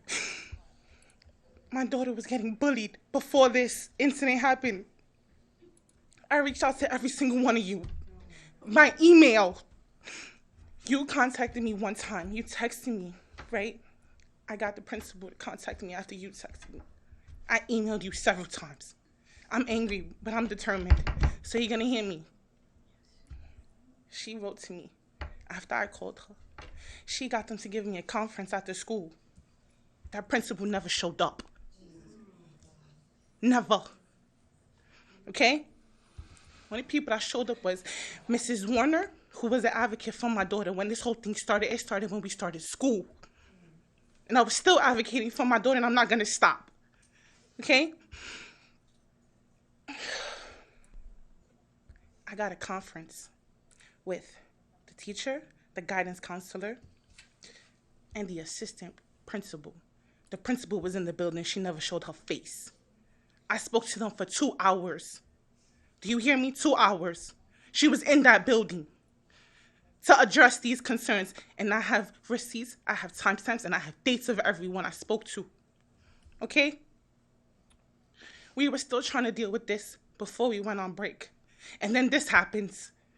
In her classroom, no less. She's 6. She's terrified because the person that was advocating for her got hurt. She got hurt. Okay? There's a lot of things in the media that's circulating right now about what happened, about you guys or the administrative of that school knowing what was happening, and no protocols were taken to prevent it from happening. This should have been isolated beforehand to prevent Mrs. Warner from getting hurt because she was defending and protecting those children. You guys should have been defending and protect her when she came, or whoever came and said that there was a possible weapon in that child's backpack or otherwise. Okay? Dr. Parker, I'm not from here. All right? We moved here in February. All right? I'm from New York. Crazy that I come from New York to come to this. Okay? The comment you made after the incident, today the students learned a valuable lesson in gun violence. You don't say that. They're 6. They're 6 years old. And 7. You don't say that. They witnessed the person, their teacher, right, get hurt. And she still managed to protect them while hurt. Okay? I want you to remember my face, because I'm not going nowhere. And y'all gonna hear me, all right? To the teachers, I want to thank you guys. I am an advocate for my daughter, and I have been an advocate for teachers anonymously. And I'm not gonna stop at all. But I'm gonna tell you this. Listen to your teachers when they have concerns. Please, listen to them, all right? Don't have them get in trouble for opening their mouth, okay? Because they're in the classrooms. Y'all are not, all right? So listen to them. Don't make them feel bad for saying what is going on, because they want to help those students, but they need your help as well. And that's all I got. Thank you.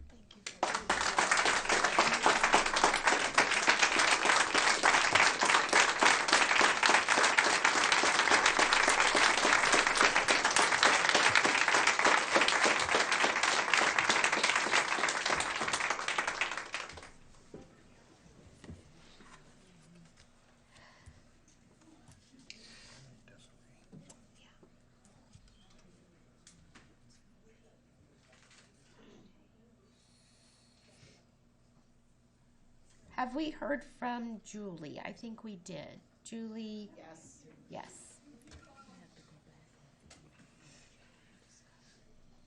Jafari Jones? Okay, and then Tracy Houston. I know that's a new card. Tracy Houston. And then the last that I have is Adley Spratley. Are you Tracy? Yes, I'm Tracy Houston. This is my husband, Mark Houston. I am a parent of a 5th grader at Richneck. I'm here to tell you how he feels. I'm going to stand for my son, Braden, so that you know how he feels on the day of that incident. When he heard the shot and the students huddled in a corner as the teacher barricaded the door, and the text that followed saying, "Mommy, I'm scared. I love you. I think there's an active shooter. There's police." That should never happen. And I, like many of these parents that you've heard from, also did not hear from Newport News until an hour and 15 minutes after. I was notified of the incident by a friend who was at work saying there's been a shooting at Richneck. That should never happen. I have 2 children. My 10-year-old that was a 5th grader at Richneck. I also have a 22-year-old who went through Richneck Elementary School. I am an educator and have been for nearly 30 years.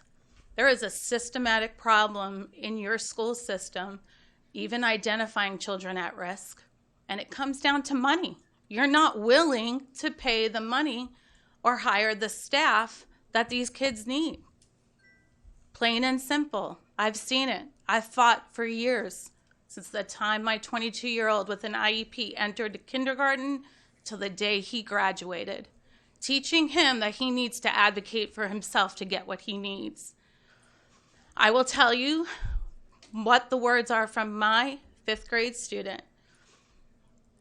To you, Mr. Parker, he said that you are at fault. He did not know your title. He called you the soup, the sup. He did not know, but he blames you, and he does blame the board. I believe he heard the meeting in the background when the family was listening to the board meeting that evening. He blames you. You let him down. You let those children down. You let those staff down. You let these families down. There needs to be change. I should never, ever get those texts from my child. I should never be on the other side of a yellow line with helicopters flying around. It should never have happened. In his words, he says, "I'm scared. I don't want to go back. I don't want to go to any of those schools. I want to be homeschooled." I've had suggestions about private schools. Are you all going to pay for that? Because he has the right to a free and public education.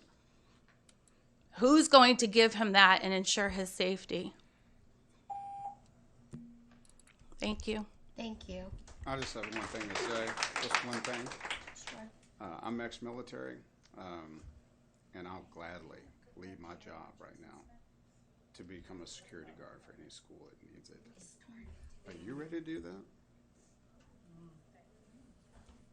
Are you ready to do that? Thank you.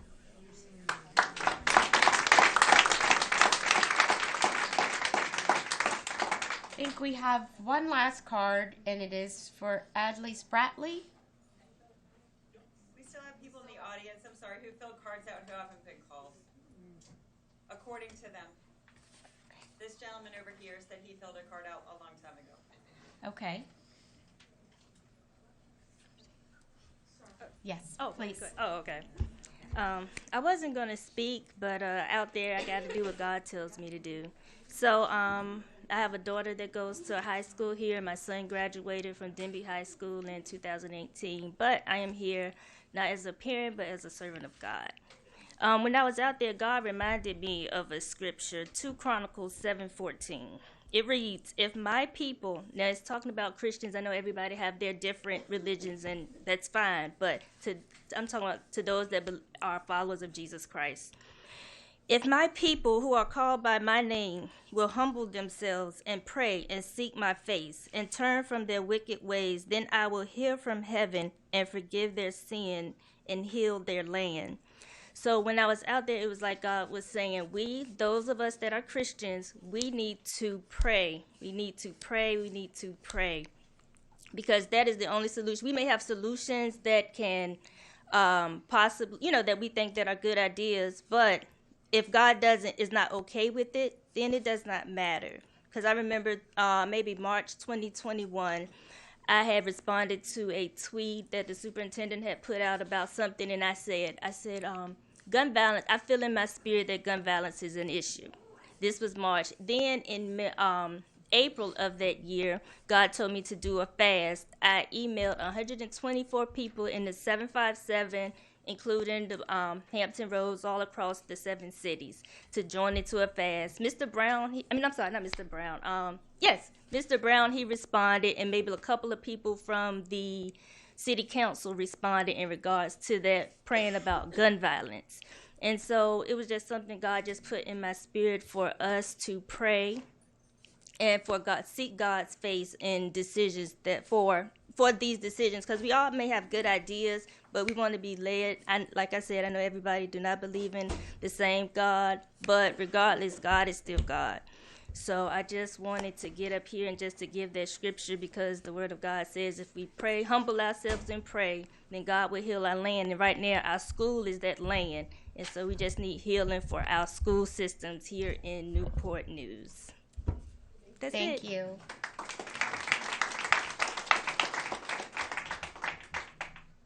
Okay, I have Michael Bartley. Yes. And then the last will be Mary Dawn Carrier. Hi, I'm Mike Bartley. This is not my first time coming to talk to you. I've come a couple of times, and as always I say, the whole point of the education system is to educate our children, and everything else is just supporting that. And what happened was just terrible. But you look at the Miss Warner, she was a hero, and we don't have a word stronger than hero, or else I would use it. The unnamed employee who restrained the child was a hero. The Newport News Police Department that responded the opposite of what happened in Texas and Broward County, they're heroes. The EMS people who came into a warm situation, not knowing if another shooter is there, they were heroes. The administrators at Rich Neck, well, maybe we have to examine what people here would call that. Like for the HR department here, my wife didn't want me talking about this stuff. She was worried about losing her job. And I want her to lose her job so she can go to a place where she's respected, because she's a teacher in Newport News. She talked earlier. But so where she used to work, one time one of the teachers there smacked a child hard enough that kid left in an ambulance. She still works for Newport News. I guess pre-K students are that much of gladiators that you have to hit them that hard. She taught last year at half the pay because she was an assistant. The teacher that was assigned there, when they went from hybrid to normal classes, she didn't show up. She kept not showing up. She got another class assignment. Amazingly, she didn't show up to work. I don't know what it takes to get fired here. And that's probably what's happening, is you're passing people around who should be fired and aren't. But if you want to hire people, she graduated in December, and she was told she could get help from Newport News City School HR department. I've emailed all of you about this for help. And it only takes 4 months for them to fill out a provisional application, because they know all the rules you need to get your provisional application. So you graduate in December, it's filed in April. And then when 4 months after the state looks at it, after teachers have already reported, it's done wrong. Your HR doesn't even know how to fill out applications because they don't know that you need CPR training. She got it in one day and then got hired and now is an actual teacher getting teacher pay. Do you actually have a teacher shortage, or do you just not able to process the things in under 8 months? So I don't know if we actually have a problem here, but you guys, the way you've been treating things, that administrator, they probably got like a C-. We can do better. We deserve better. Thank you. Do I have any other cards? Any other? Yes. You already have my name. Okay, yes. Hello. Hello. My name is Mary Dawn Carrier. I am a 5th grade teacher at Dutcher Elementary. The last time that I was in this room was for New Teacher Institute. And I feel like that is one of the things that Newport News Schools does well. I felt supported in that. What I have not felt supported in is behaviors in the classroom.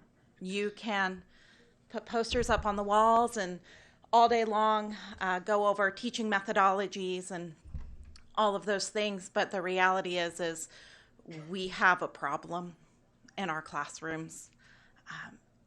And it doesn't matter how good of a teaching method I have if students in my classroom don't feel safe to be there. You know, we have to, sorry, my brain. We have to bloom before we can Maslow, or Maslow before we can bloom. Sorry, we have to meet those basic needs, and we're not doing that well as a district. There were 3 things I specifically wanted to talk about. Something I've heard from Newport News repeatedly is that lack of teachers is a systemic problem. It's across the nation. But I could name right now probably 10 teachers who have gone on to Williamsburg, James City County, or even Hampton Public Schools, and are sending me constant messages saying it's not like that here. It's not like that here. I'm supported. And I don't want to leave here. I'm a product of Newport News Public Schools. I have 4 children in these systems. How can I put my children in a school system that I'm not willing to teach in, right? I want to be here. This is my city, and I care deeply for it. But it's not like this there. Why isn't it? Are we talking to those administrators? Are we talking to those school systems to find out why it's not like that? I teach at Dutro. We have no walls, right? I'm on the Principal Advisory Committee. We've had a security conversation multiple times, and I love my administrators. I'll put that out there right now. I don't think they are doing anything wrong. But what I do feel like is we shouldn't be sitting in a Principal Advisories Committee saying, can we please just get the police department to sit and write their tickets in our parking lot? Because we have no officer in our school, and we have no walls. When we go into a lockdown, we don't have a door to shut and lock quickly. We have to take those children somewhere else. And we have no security officer in our school. Why are we having to beg for them to be in the parking lot? And lastly, I've heard, it's not been official, but I will just say I've heard that Friday afternoon is going to be a 3-hour PD next week on how to manage challenging classroom behaviors. We don't need a professional development on how to handle challenging classroom behaviors. That would be a perfect time for that roundtable discussion that you've told us we can have. Please do not make us sit through another 3-hour PD when we could be talking and collaborating.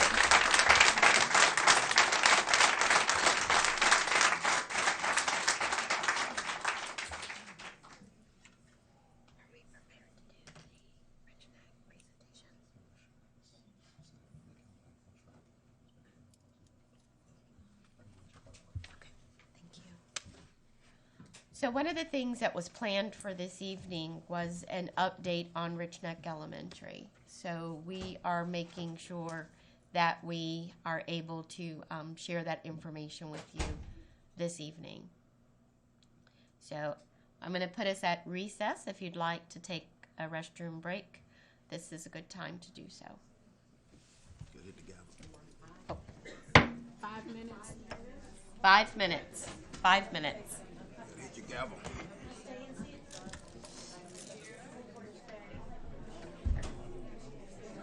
Lisa, the item.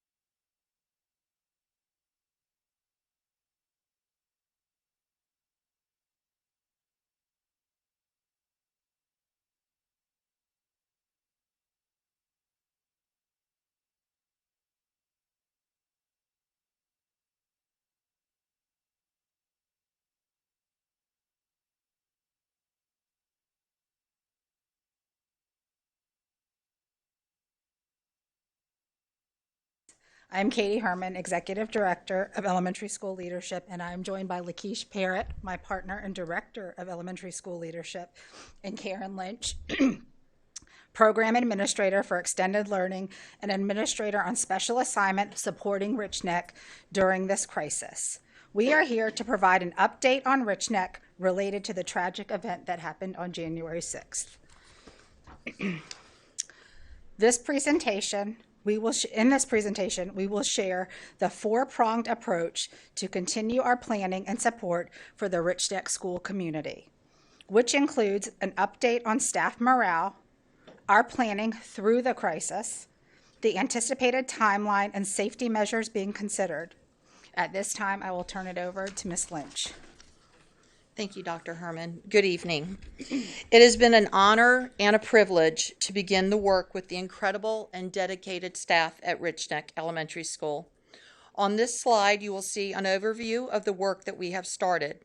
On January 9th, we held a Zoom with the staff and asked them to complete a survey in regards to staff safety and social emotional health. The three questions we asked in the survey were, what did you need to feel safe? What safety measures do you need to have in place? What other information would you like to share with us?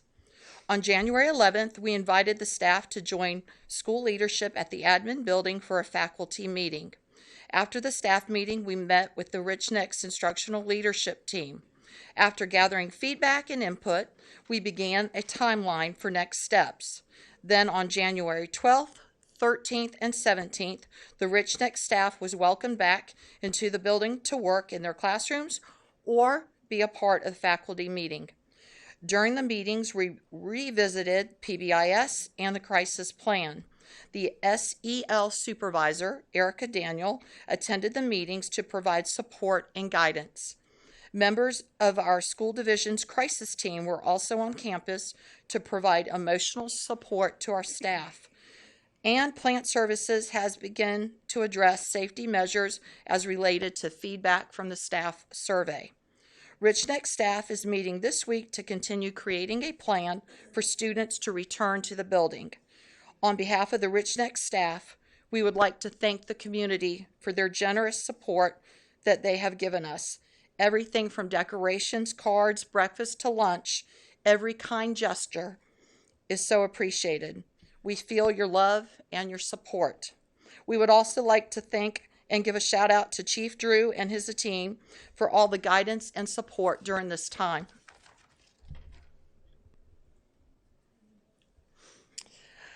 We also wanted to provide social and emotional support to our Rich Neck families. The information you see on this slide was shared with our families for resources available through the Community Services Board. Newport News Crisis Team has been on campus to provide support sessions to students, parents, and families at Rich Neck and will continue to offer support. Dr. Herman? Through our collaboration with the United States Department of Education, they shared with our team that there are 3 phases to the recovery process following a tragic event. Based on this information, we are currently in the first phase, the rescue phase. The rescue phase could last between 1 to 4 weeks. As you will see on the slide, communication is essential in this phase. Since we know communication is essential, school leadership immediately met with all Newport News principals on January 8th. As you have heard, communication with the Rich Neck staff has been ongoing. Communication has also been ongoing with the Newport News Crisis Team as they support Rich Neck students and staff. To continue to support students and families, food pickup was also established at McIntosh beginning Monday, January 9th. We have also worked hand in hand with Newport News Parks and Rec program to continue to serve our families with before and after school programs. Through this partnership, we were able to extend the programming to include full days for those students at McIntosh this week. Newport News Public Schools also held a town hall meeting with Rich Neck families on January 12th. As we plan for next steps, we will continue to rely on our partnership with the United States Department of Education and to seek input from our families. During the town hall meeting, we shared that we would like to solicit feedback from our Rich Neck families. Approximately 250 stakeholders participated in the town hall meetings, and 66 families responded to the survey. To date, 60 families have expressed an interest to be included in the focus groups for parents. Later this week, we will reach out to those parents in regards to the next steps.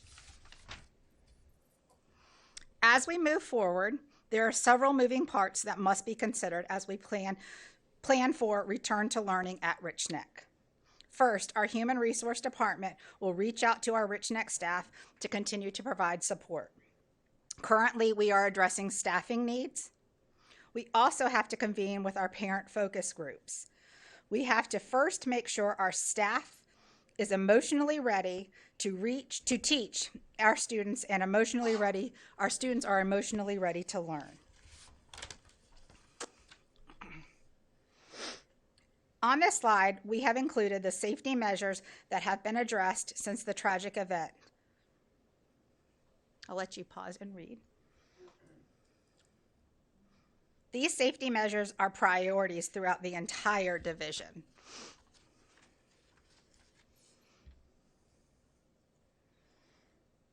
As a part of the return to learn process, we are continuing to explore metal screenings, clear book bags, added security, and emotional and behavior services for our students.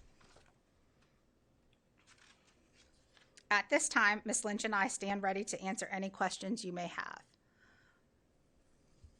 Could you tell us a little bit more about the parent focus group? Do you have a targeted number of parents?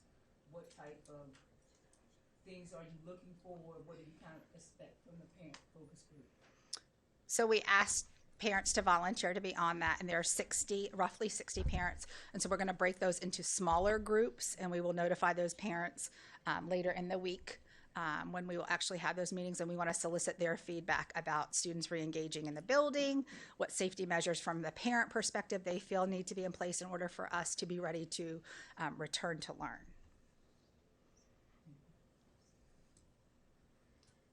What is the realistic timeline for getting Rich Neck reopened? I know that we've expressed here that we're going in phases, but to provide some level of certainty to parents who are right now having to take off of work, and there are parents who potentially could lose their jobs because of childcare issues, what timeline can we offer to them right now? Currently, we are working with our staff to make sure our emotional needs are addressed, and then we are working with the students. We felt as a team that it's best to inform our staff and then our parents and then the community. So we do, today we worked with the Rich Neck staff to make a timeline. We went, with the design backwards of if we start on this date, what procedures and things do we need in place to make everyone feel safe. We are meeting with the staff tomorrow via Zoom to go over it with the staff to make sure we have everyone on board. We are checking with HR to make sure that we have a staff that's ready to come back. And if not, we have people in place that are qualified to take over those classrooms. So there's some logistic things that we are working out to make sure that this timeline works. Once we go through it with the staff tomorrow and it works out, we will share it, of course, with you, but our Rich Neck families before we share it with the community. We found that the personnel piece of it is so important. Metal detectors in place are great, but metal detectors in place without personnel to man them isn't realistic. So we want to make sure that we have the personnel there, not only at Rich Neck, but in our other buildings as well. But we want to make sure that we have those people trained and ready to come back and greet our students. So, and I say that cautiously with the fact that next week we have 2 teacher work days already established. So I think we have to also be mindful of where we fall in the calendar. And I think Karen is working diligently with her staff to when they are ready and when we can get students back, we want them back. And now, and this may be a question more for Dr. Parker. So if I'm a parent out there and I simply, because of my family situation, we can't wait. We can't wait anymore. I need my kid to go back to school. Is there some alternative placement that child can go to a nearby school while we're waiting for Rich Neck to get reopened? What can we do for those families that are in that situation? So we currently have about 5 students. I think it's 3 families who have reached out to us who are seeking another school location. We have held until we had a timeline in place, not knowing numbers. And so at the end of this week, we'll be reevaluating and letting those families know what our next steps are. The planning through the crisis slide met with all public school principals. Could you expound on what was actually discussed? Mainly reporting, duty to report, chain of command, communication, levels of incidents, what's required to report amongst your principals. So when we met with our principals, it was last Sunday evening, right after the incident had happened on Friday. Our entire school leadership department, so myself, Dr. Parrott, Dr. Blow, Dr. Barnett, we felt we needed some face time with our principals K-12, and we gave them the opportunity to ask us questions. We also provided, we did not at that time feel it was appropriate for us to get into the nitty gritty. Right. We were there to hear what their concerns were and really to be able to respond to them, knowing the next day they were going to greet families and students at their door, and we wanted them to have a level of comfort about what actually transpired and what information we had. You know, I think not all of our systems are broke, so we have some really tight safety protocols in place, and we don't want to change all of that. We want us to continue on the course, but again, we understand that there are some things we do need to tighten up, and there are some things that we are exploring, i.e. some safety things that were addressed this evening. But we felt it was really important for us as school leadership to have that opportunity to have some face time with our folks, just to hear from them, and we were really there to listen to the questions they had, knowing that Monday they were greeting students and many families who had some questions for them as well. And the reason I ask that question because normally after a incident, you try to capture people's thoughts and emotions and, you know, what they saw, witnessed, or whatever the case may be within 72 hours. Because after that, you know, things vary. But once you do that, then you're also required to come back and do a follow-up because there'll be some clarity later on that may not have been caught when people's emotions are still high. So have there been any follow-up with the principals to see if there's any variance from, 24 hours of a major incident happening, right? We go through all the changes of emotions, right? And all of a sudden people get a chance to breathe. Then you have to come back and capture whatever the space is. You have to capture that. So has there been another meeting with principals? We have not. Elementary school leadership has not done another face-to-face. We have interfaced with every one of our principals over the course of the week, whether that was a site visit or whether that was a communication via email, phone calls. We've been checking in on our folks daily. I know I don't want to speak for secondary, but I know they have as well. Have you all had a face-to-face with? They're doing the same. We are in constant communication with our building leaders, and probably even more so last week because there was a heightened level of questions and answers that they needed at that time. Can I just ask a quick question? And I was writing notes, and so in case I missed it, I apologize. When was the the Zoom on 1/8? You said the evening, but do you remember around what time it was? With principals? 7 o'clock.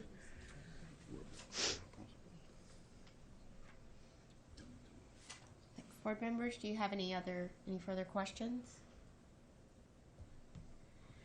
Thank you all for sticking around to deliver the presentation. We appreciate it. Thank you. Thank you.